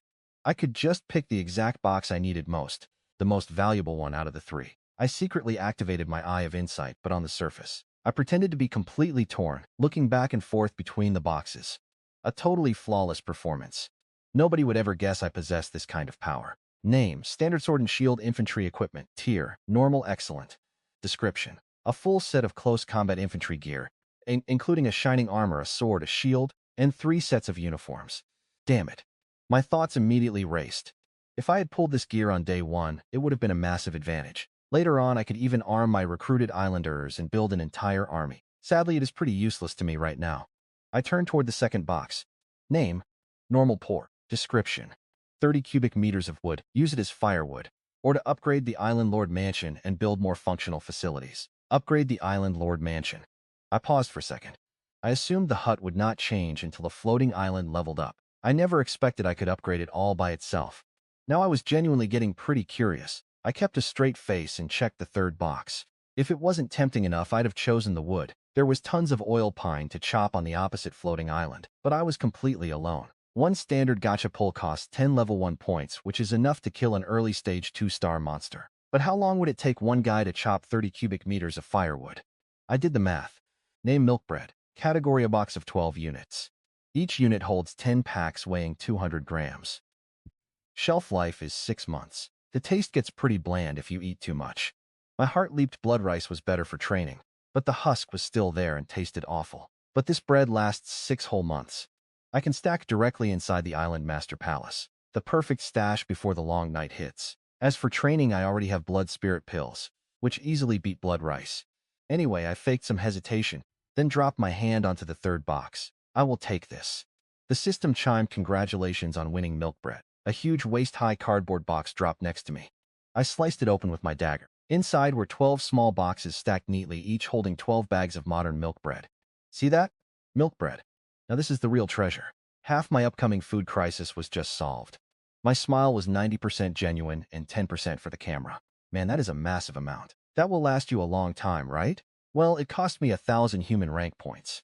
Grinding that much through early hunting would be seriously brutal. I have to admit, this streamer has totally unreal luck. Even if he avoids adventuring for now, he already has enough to safely survive the first cosmic day.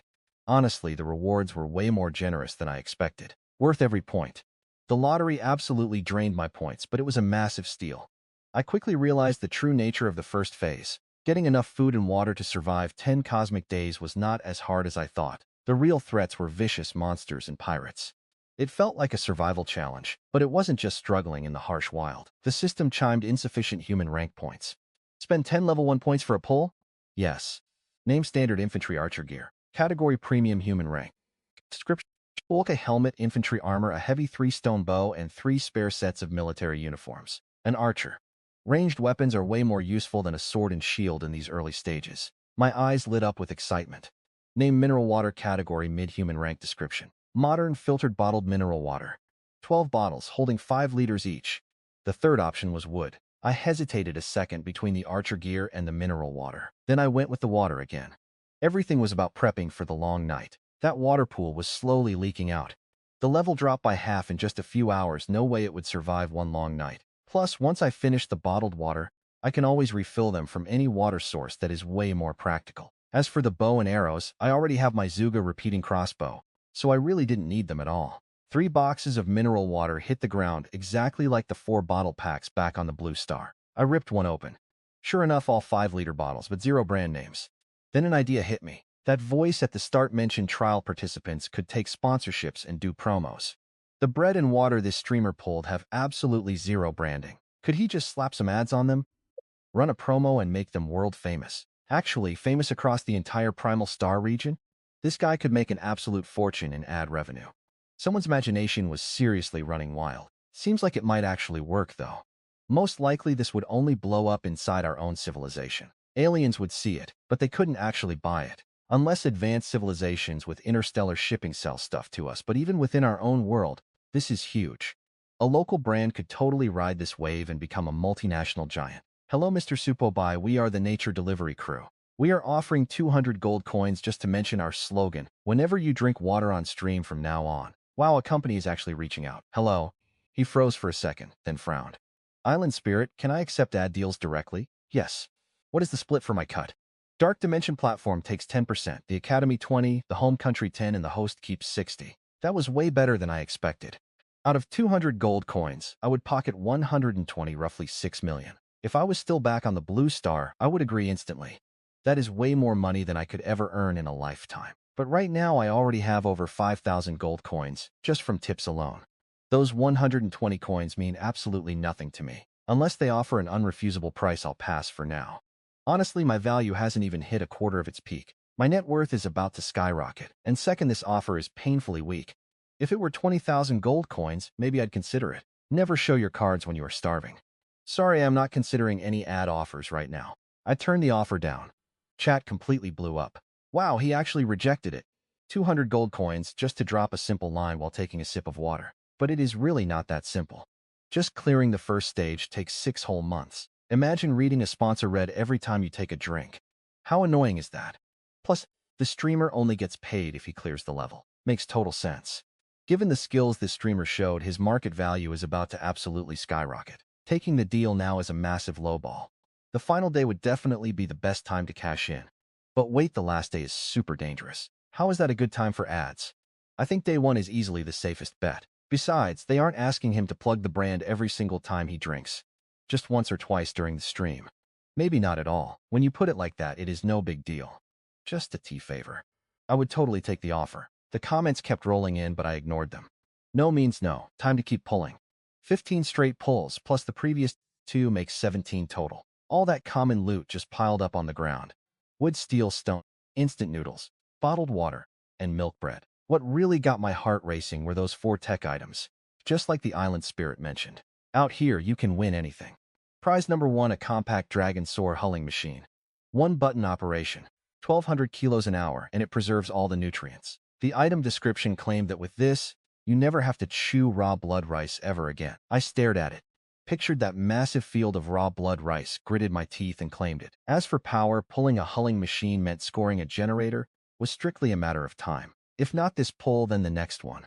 But how is this tech only ranked as high mortal? That technology completely blows infantry gear out of the water. Is that not totally overpowered? Out here, nobody cares about the tech level. It is strictly about lethality and practicality. The Island Spirit sounded completely calm. As always, take the firearms from your world, for example. Even some rusty old rifle would be classed as low mortal tier. I stayed quiet. I did not entirely get the logic, but I accepted it. Item number 2 was a Longchang solar lamp. High mortal tier. It charges up during the day and provides bright light at night. It even has a built-in battery holding 10 whole kilowatt hours. No need to run a generator. I did not even hesitate, claimed it right away. In an absolute pinch, I could just wire that battery straight to the huller. Problem solved. Sure, I have zero clue how to actually wire anything.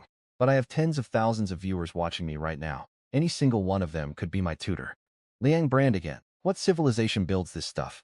How is China producing all of this? I honestly could not help but ask. It comes from the Liang Empire, a 7-star Lord state. They are a rookie sponsor for this Academy Lord selection. I nearly rolled my eyes.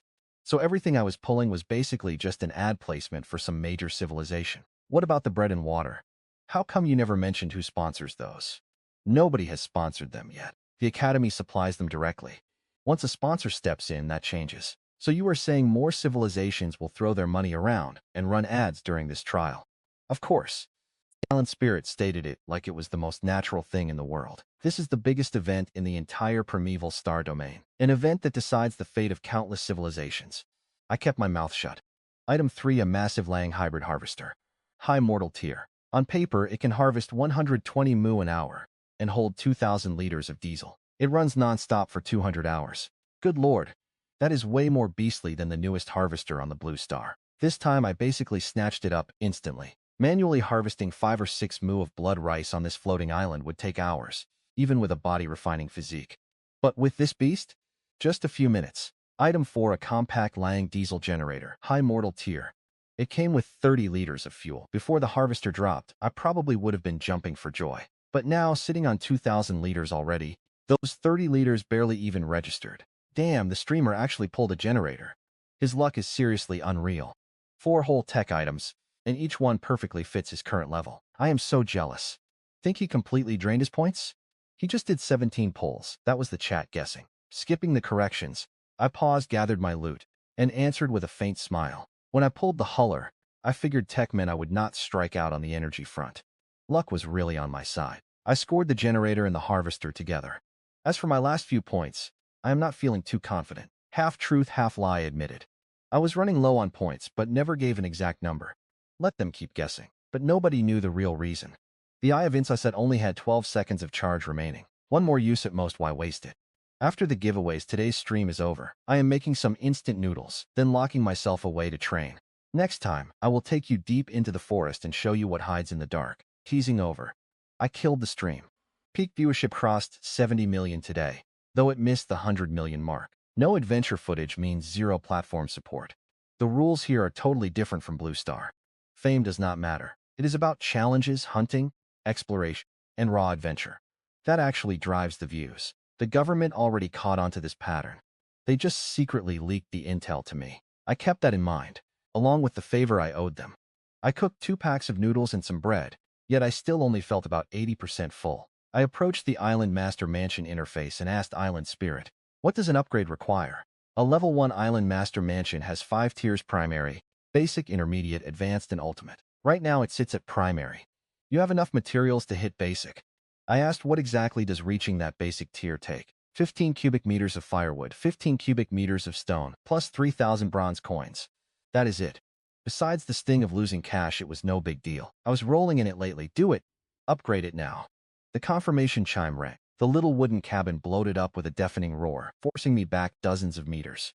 All amidst a chaotic racket of loud hammering. 10 seconds later, the dust settled. Still a wooden cabin, but that rundown look was totally gone, replaced by a unique rustic charm. 2 stone lions now stood guard at the door, and a paved courtyard stretched out across 30 or 40 square meters. I pushed the door open. That single room morphed into a 2-bedroom layout with a marble-floored hall. Absolutely everything was brand new. This place had to be at least 80 square meters, right? No, probably a full 100 square meters inside. I was extremely satisfied with it. It finally felt like a real home. Most importantly, it now had a kitchen and bathroom. If the basic tier was this amazing, what would intermediate look like? 300 cubic meters of wood, 300 cubic meters of stone, 10 tons of steel, 100 pounds of level 1 dark iron, an assortment of animal pelts, plus 30,000 bronze coins. I drew in a very deep breath. How did the requirements jump that insanely? The intermediate tier boasted 2 floors and 600 square meters of space, plus a courtyard. Basic was just enough for solo living, while intermediate handled extra functions. Makes sense. You have to take things one bite at a time. Walk the path step by step. I dragged my supplies inside, then sorted the loot, placing the solar lamps directly in the living room. I dumped the peeling machine and the generator temporarily in the main hall. I drove the harvester to a totally flat patch on the floating island's edge.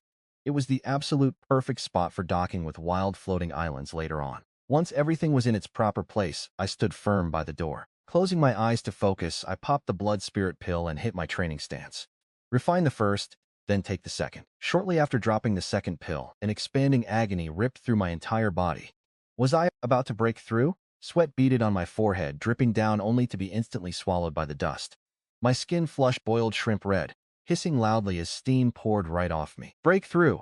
I let out a furious roar as every single muscle violently convulsed. Every pore ripped open. Energy surged from deep inside me, whipping my clothes into a wild frenzy. A reddish-brown sludge reeking of blood oozed from my skin, instantly baking into a hard crust under the blistering heat. 3 minutes later, my whole body looked encased in dark red armor.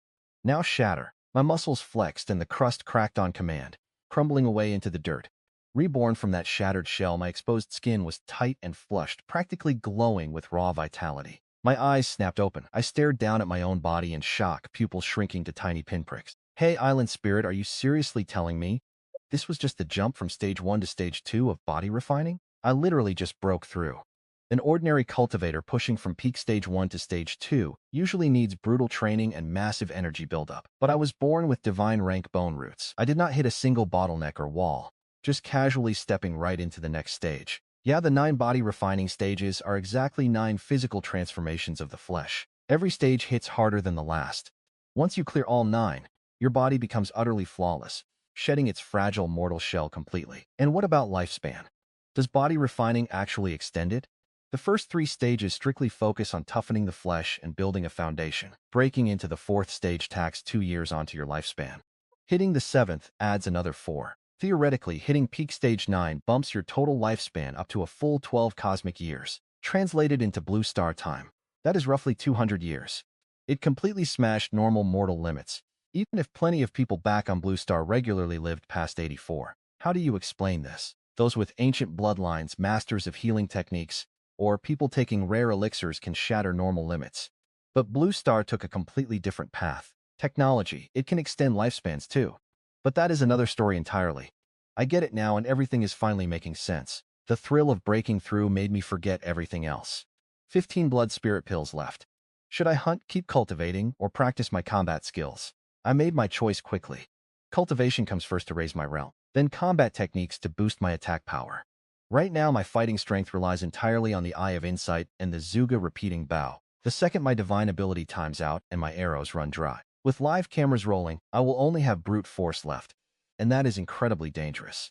More trump cards mean better odds. Hiding my secrets is the safest play. In a flash, over 5 hours went by. I swallowed 13 more blood spirit pills and hit the early stage of the 3rd body refining level. No bottlenecks so far. As my personal cultivation level rises, the magical pills lose their punch. The time it takes to absorb them is way shorter now too. You win some, you lose some. I exhaled hard and slowly stood up, body swaying. Intense pain ripped through my muscles and my soul. A sharp, needle-like agony hit me all at once. Spirit Alan, what is happening to me? He answered, Master, you cultivated way too long. Your body and soul are completely drained. Everything must be done step by step. You need to lie down right now and get some sleep. Let your body heal naturally. By the time you wake up, the discomfort will fade entirely on its own. Fine, I will do exactly that. I never push myself too hard with things like this. I know Spirit Alan is looking out for me. We still have plenty of time. In just over 10 hours, I went from a normal human to the early stage of the 3rd body refining realm. That is plenty fast. A little rest will not bring about the end of the world. But I have to eat first. My stomach is growling again. Since I have a kitchen now, I tossed a red-tailed egg into a bowl of instant noodles. It tasted absolutely amazing. Before climbing into my big bed, an idea struck me, so I pulled up my screen. Trial participant ID, Blue Star 100,010, name Subobai. Body refining realm, level 3 early stage strength, 400.88 kilograms. Cultivation technique God, and Demon 9 transformations. Chaos origin chapter first layer. Combat skills Heavenly Valley Divine Finger, and the ninefold mysterious origin spear. Galaxy step all unmastered skills. Divine grade foundation. Innate divine ability. Eye of Insight divine grade. Duration 10 minutes and 50 seconds. Exposes any stealth within 60 meters, perceives everything, and levels up with cultivation. Status points 381. 2 human level points. Fans 6,813. The duration and range of my Eye of Insight had noticeably increased. A faint smile touched my lips, and right after, heavy snoring filled the room. I fell asleep almost instantly, proving just how utterly exhausted my body really was. While I was dead to the world, Blue Star never rested. In the capital, inside a military family hospital. What do you mean? You want me to lead the Dragon Squad? Lou struggled to sit up straight in his hospital bed, shaking his head over and over. Commander, I just can't. I am a completely normal soldier, never even been a squad leader before. What do I know about leading troops into battle? Lou, a soldier's sacred duty is to obey orders. This is a direct military command, and you will execute it without question. Zhang Yang left absolutely no room for debate. Yes, sir. Lou forced his hand up to deliver a salute, but his brows knit together in clear distress. But I really have no idea how to do this. You can learn what you don't know. Zhang Yang softened his tone just a bit. You contributed the vital Great Dragon Elephant Force to China. Plus, you were the only soldier who successfully pulled back. You were the undisputed top choice. Have faith in the organization, and trust your own abilities more. This appointment didn't actually come from Zhang Yang himself. High Command evaluated Lu's record and potential time and time again before making this final decision. Blood pumped fiercely through Lu's chest. I will never let the organization down. I will lead the Dragon Squad perfectly, forging China's sharpest spear and toughest shield. Very good. Jiang Yang nodded with satisfaction. Focus purely on your full recovery for now. Headquarters is being renovated as we speak. By the time you heal up, it will be just about ready. Understood, sir. Back at base, Jiang Yang summoned everyone immediately.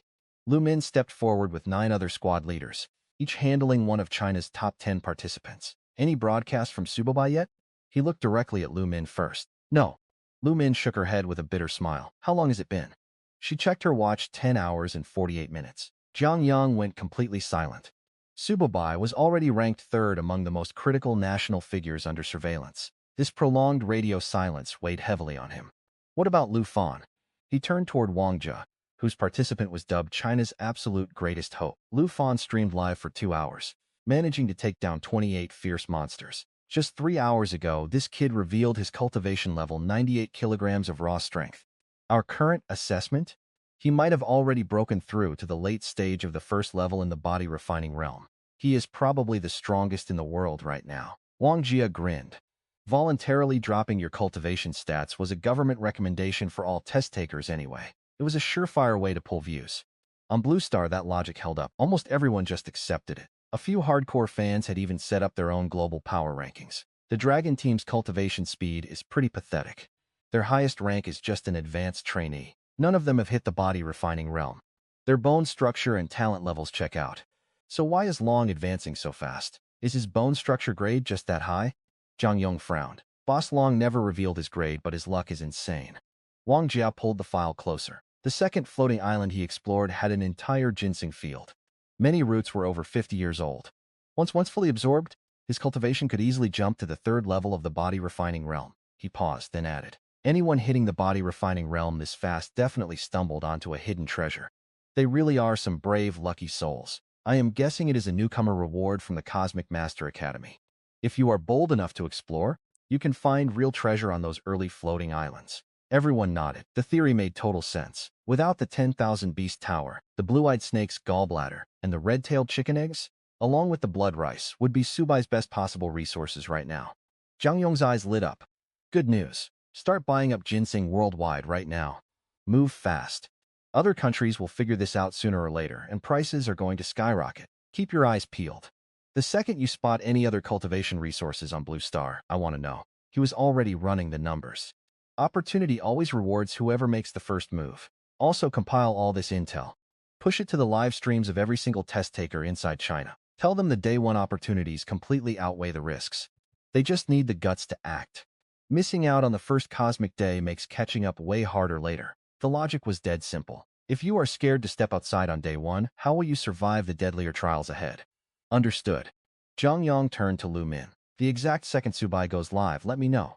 That kid has been way too quiet lately. He needed to see what big move the kid was cooking. Blue Star Floating Island 10,010. I opened my eyes and stretched my arms high above my head. Overnight, every single ounce of physical and mental exhaustion had completely vanished. A deep comfort radiated straight from my bone marrow.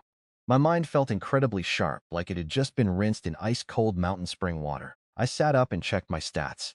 The Eye of Insight was finally fully charged. No surprise there.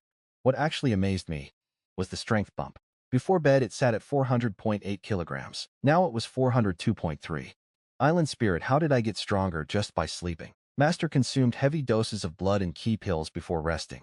Your cultivation only absorbed a fraction of them. Your body slowly refined the leftover medicinal power while you slept. That naturally caused the strength increase. That explained it then. I stepped outside and glanced up at the countdown, hovering right above the Island Master's mansion. 9 cosmic days, 15 blue star days, 23 hours and 53 seconds. A solid 7 hours of sleep. The days and nights here were ridiculously long, totally different from Blue Star. Everyone just had to get used to the messed up time cycle gradually. I scarfed down a few bites of bread and washed it down with water. That counted as breakfast. Once I cleaned up, I stood out in the courtyard, figuring out exactly which combat technique I needed to train first. The God and Demon 9 Transformations art came packed with 3 built-in techniques. Heavenly Stream God Finger, 9-fold Profound Origin Spear, and Star River in hand.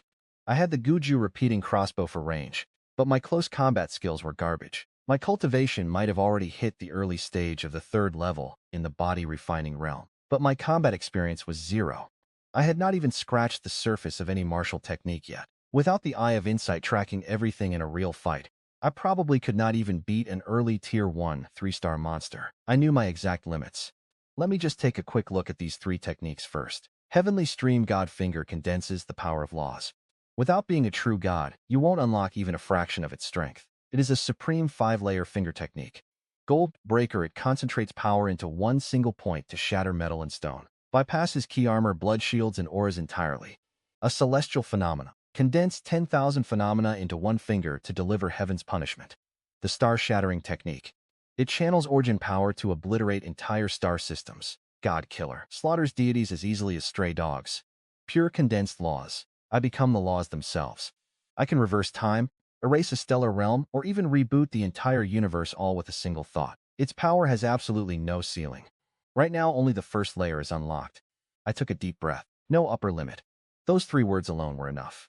It was terrifying. I absolutely had to master this technique. Barely containing my hype, I moved straight to the second manual, the 9-layer Profound Origin Spear. The undisputed king of all weapons. A supreme spear art carrying the weight of 1,000 tons. It strikes like a raging dragon, 9 relentless layers of power flowing without pause. One overwhelming force capable of shattering all other techniques. Absolute, invincible power. Draw the energy of heaven and earth into the spearhead. Its aura sweeps the world, sending battle spirits soaring toward the heavens. Combat fuels even more combat. Compress the seed of spear intent 9 consecutive times. Boundless primordial mystery inside the spear intent domain. I am Lord of Heaven and Earth, another incredibly brutal art. I need to learn this one too. The final choice was the Near Star River art. A 6-tier movement technique. Level 1 is walking on snow without a trace. Light as a swallow, free as the wind. Formless, shapeless, and moving with total unpredictability. Cross 1,000 miles in a single moment. Wherever your divine sense reaches, you arrive in a flash. One thought lets you roam freely among the stars. Countless stars leaving zero trace. Tear open the void at will and cross entirely different dimensions. The Near Star River. One step takes you to any corner of the galaxy, coming and going without the slightest shadow. Just as I expected, every single one was ridiculously overpowered. Kids make choices, adults take everything. I gritted my teeth hard. I would train all 3 skills simultaneously. Practicing them together was the fastest way to double my overall combat power. For the Metal Breaker art, you must focus your entire physical strength into one specific point, then constantly fuel your finger with ki and blood. During practice, I learned 2 things. First, chi and blood must shield your finger. Otherwise, the very second you land a strike, your own finger shatters first. And that would be pretty pathetic. Second, how to channel your entire body's power into a fingertip for maximum impact. That was the hard part, and it would take time. Plus, this floating island had 0 sand, so I crushed up some dry dirt clods, wrapped them in cloth, and hung the makeshift bag from the doorframe right at chest level. First, I struck with my finger. Then I dropped into a horse stance. Damn, that really hurt. My fingertip burned like I just punched raw meat with solid iron. No, I couldn't just brute force this. My mind started racing. Even if I couldn't project chi and blood externally yet, I desperately needed to draw it out. I had to coat my finger entirely to form a protective cushion. I steadied my breathing and slowly circulated chi and blood inside me.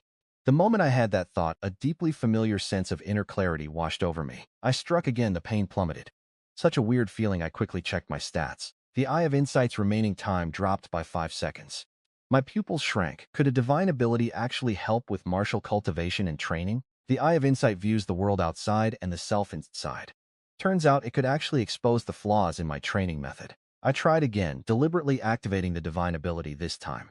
In an instant, every single physical flaw in my body was laid completely bare. Wrong force, awful posture. And my chi and blood circulation was completely off. I had flaws everywhere, like some absolute amateur. Spotting all those mistakes and fixing them one by one, that was the fastest possible path to actual growth. 3 minutes in, I paused and switched to the Near Star River art. It wasn't because I'd completely mastered it yet. I just didn't want to burn through my divine ability's remaining time. I wanted a quick run-through of all 3 manuals first. Walking on snow without a trace relied completely on staying as light as a swallow. I strapped 2 dirt bags to my legs to ramp up the difficulty. I triggered the ability, training while constantly correcting my mistakes. 3 minutes later, I swapped techniques again. Man, it was a good thing I grabbed that heavy black iron spear earlier. I pulled the long spear out of my storage space, heavy as a mountain.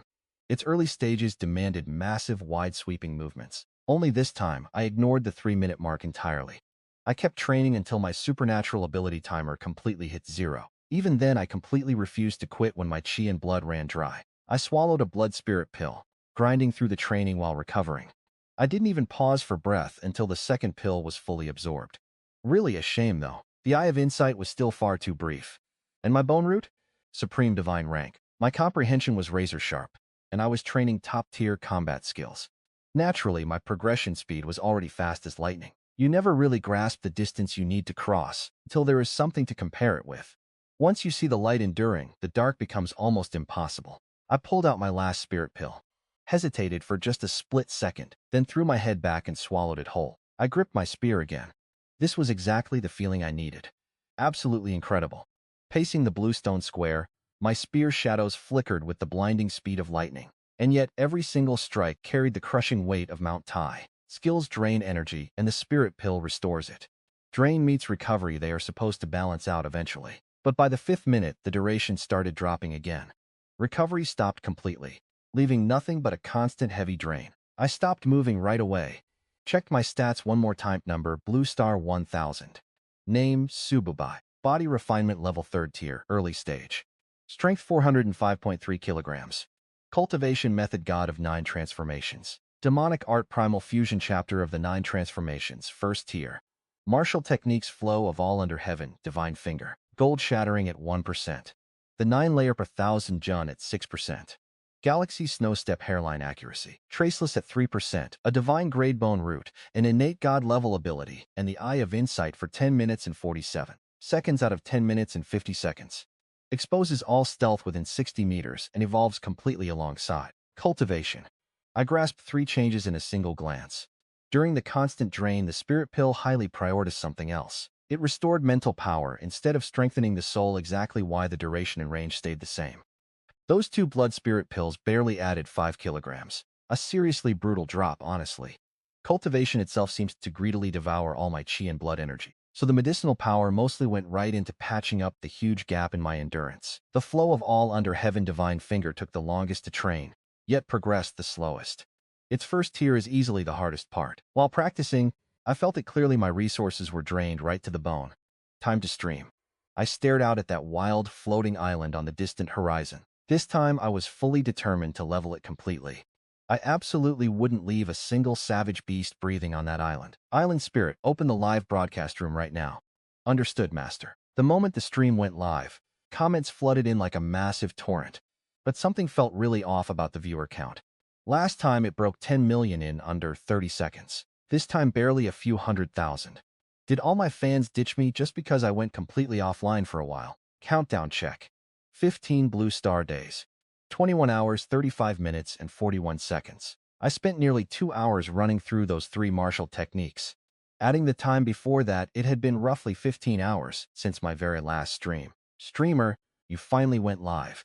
I have been scrolling through other broadcast rooms all day long, and literally nothing comes close to the sheer hype of your channel. Weren't you planning to explore that thick forest last time?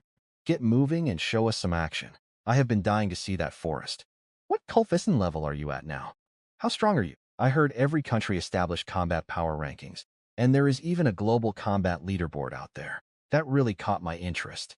Who is ranked number 1 globally right now? How strong are they? It is our representative, Luo Fum from China. Peak 1st level body refinement. Miles ahead of everyone. My face remained as calm as still water, but deep down I felt a very slight shock. My cultivation completely outclassed his, but I knew the reality of my own situation better than anyone. I only reached this level by heavily stacking blood spirit pills. This guy Luo Fum must have stumbled upon some absolutely unbelievable luck. Otherwise, even with a divine grade talent and such little time, even I could not have guaranteed a clean breakthrough. To the mid-stage 1st level body refinement, not bad at all. He made China proud. I laughed genuinely from my heart. I never intended to reveal my cultivation level, but seeing China lead the world truly made me happy. Wait, streamer, why does the house behind you look a little different? Yeah, what is going on with that? I heard someone bring this up in another stream. The Island Master's mansion can actually be upgraded, but the material requirements are absolutely brutal. Borderline impossible. 15 cubic meters of wood, 15 cubic meters of stone, plus a staggering 3,000 bronze coins. Barely anyone could realistically gather all those resources this early in the game. This is the very first time I am seeing an upgrade happen on Little White's stream. The chat absolutely exploded. Since nobody had discovered the Money Island yet, everyone was forced to gather their own resources. Manual logging and mining were simply too slow, so people naturally leaned on the lottery. Yet, most players barely had enough points to play. And those 3,000 bronze coins, how many beasts do you actually have to hunt to collect that much? With all these brutal eliminations going on, the total number of people globally capable of upgrading their island master's mansion was definitely less than 5, and there was a massive chance I was the very first. Holy crap. Could the streamer actually be the first person in the world to upgrade his mansion? Highly likely. At least I haven't seen or heard a word about it anywhere else.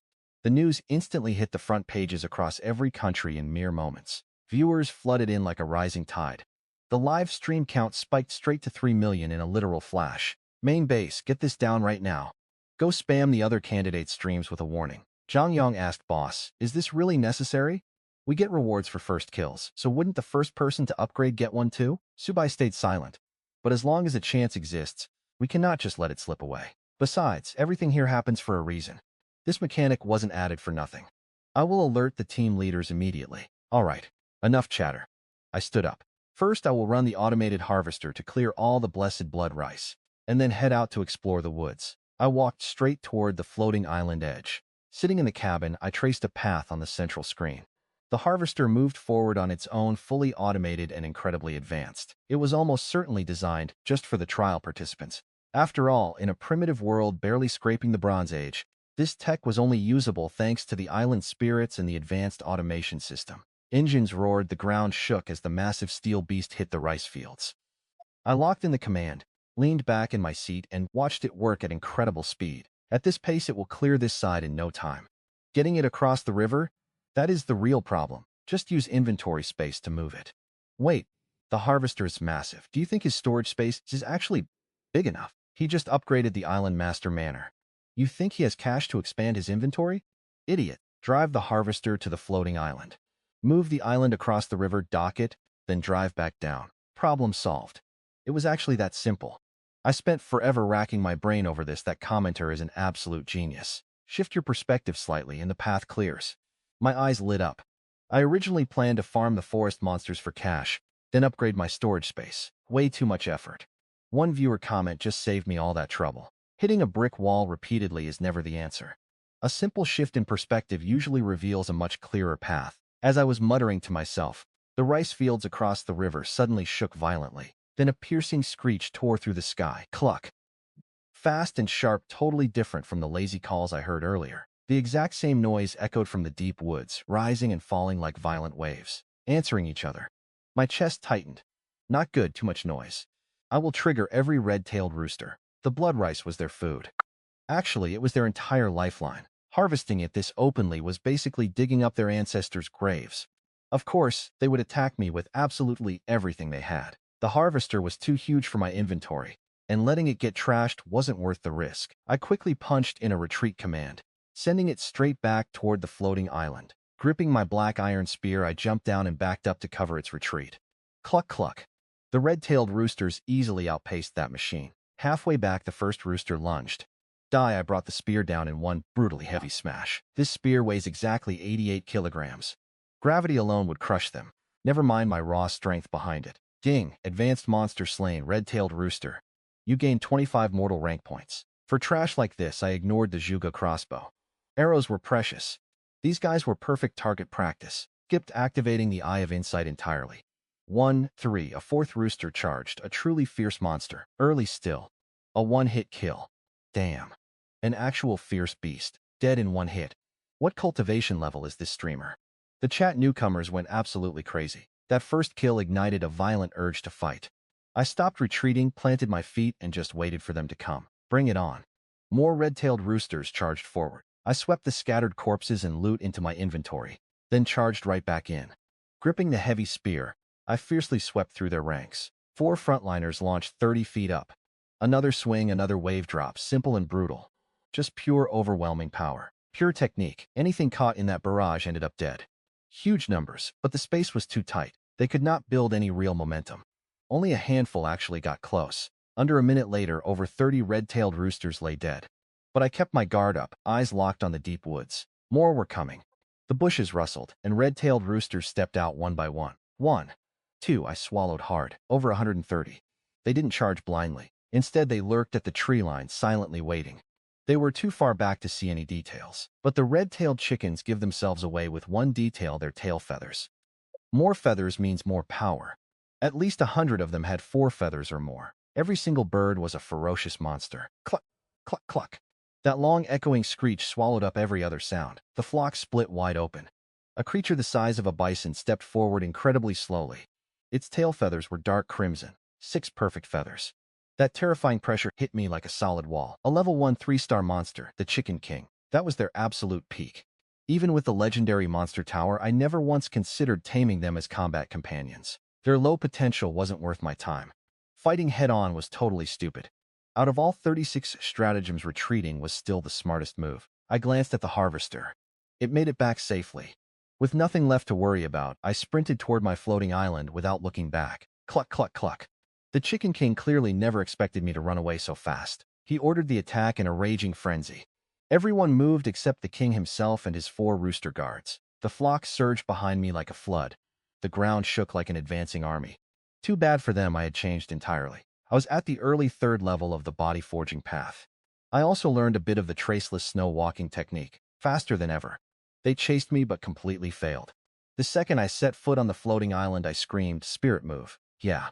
But the floating island was so slow, literally fatally slow. The islands had barely drifted 12 meters apart when the absolute fastest red-tailed chicken finally caught up to me with a massive flying leap. It charged right for my island.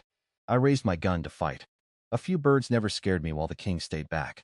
Then a deafening crash. The red-tailed bird slammed incredibly hard into what looked like an invisible transparent wall. It froze for a second, then slowly slid downward. Totally unconscious and unable to even twitch, it dropped straight into the endless abyss and vanished completely. What a terrible waste. I leaned over and looked down in agony. It was at the peak of level 1 with 1 star. It could have dropped a blood spirit pill, coins, gear, and points.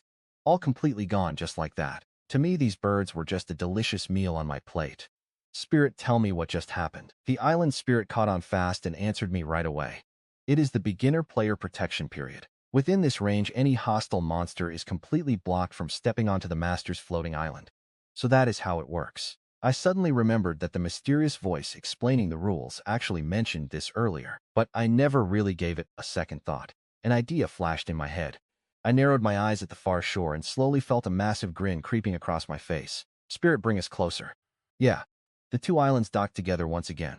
Over on the other edge, those red-tailed birds kept frantically smashing into the transparent barrier. Meanwhile, my spear struck like a dragon.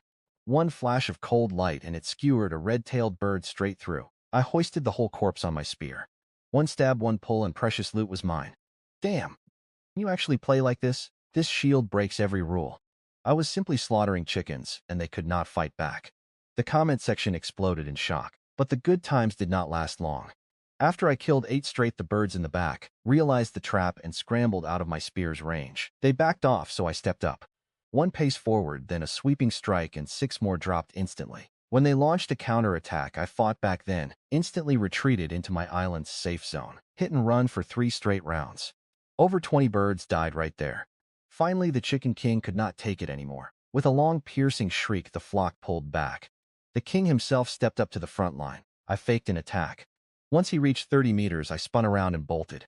Enraged, the king chased me down with insane, ever-increasing speed. This happened exactly when I was only 3 or 4 meters away from my island. The gap shrank to 5 or 6 meters, and he never slowed down. His bloodshot eyes only wanted to shred this 2-legged freak. The kill shot was right now. I spun around like lightning. The spear vanished, replaced by something this bird had never seen before. A quick motion, and I pulled the trigger. A blinding arrow shot out. Instantly, I rolled sideways to dodge his frontal assault while my hand reached back to grip the heavy black iron spear. Smooth as flowing water, it all happened in one fluid motion. A dull thud. Mid-stride, the king's belly was completely exposed. The arrow dug right into his flesh.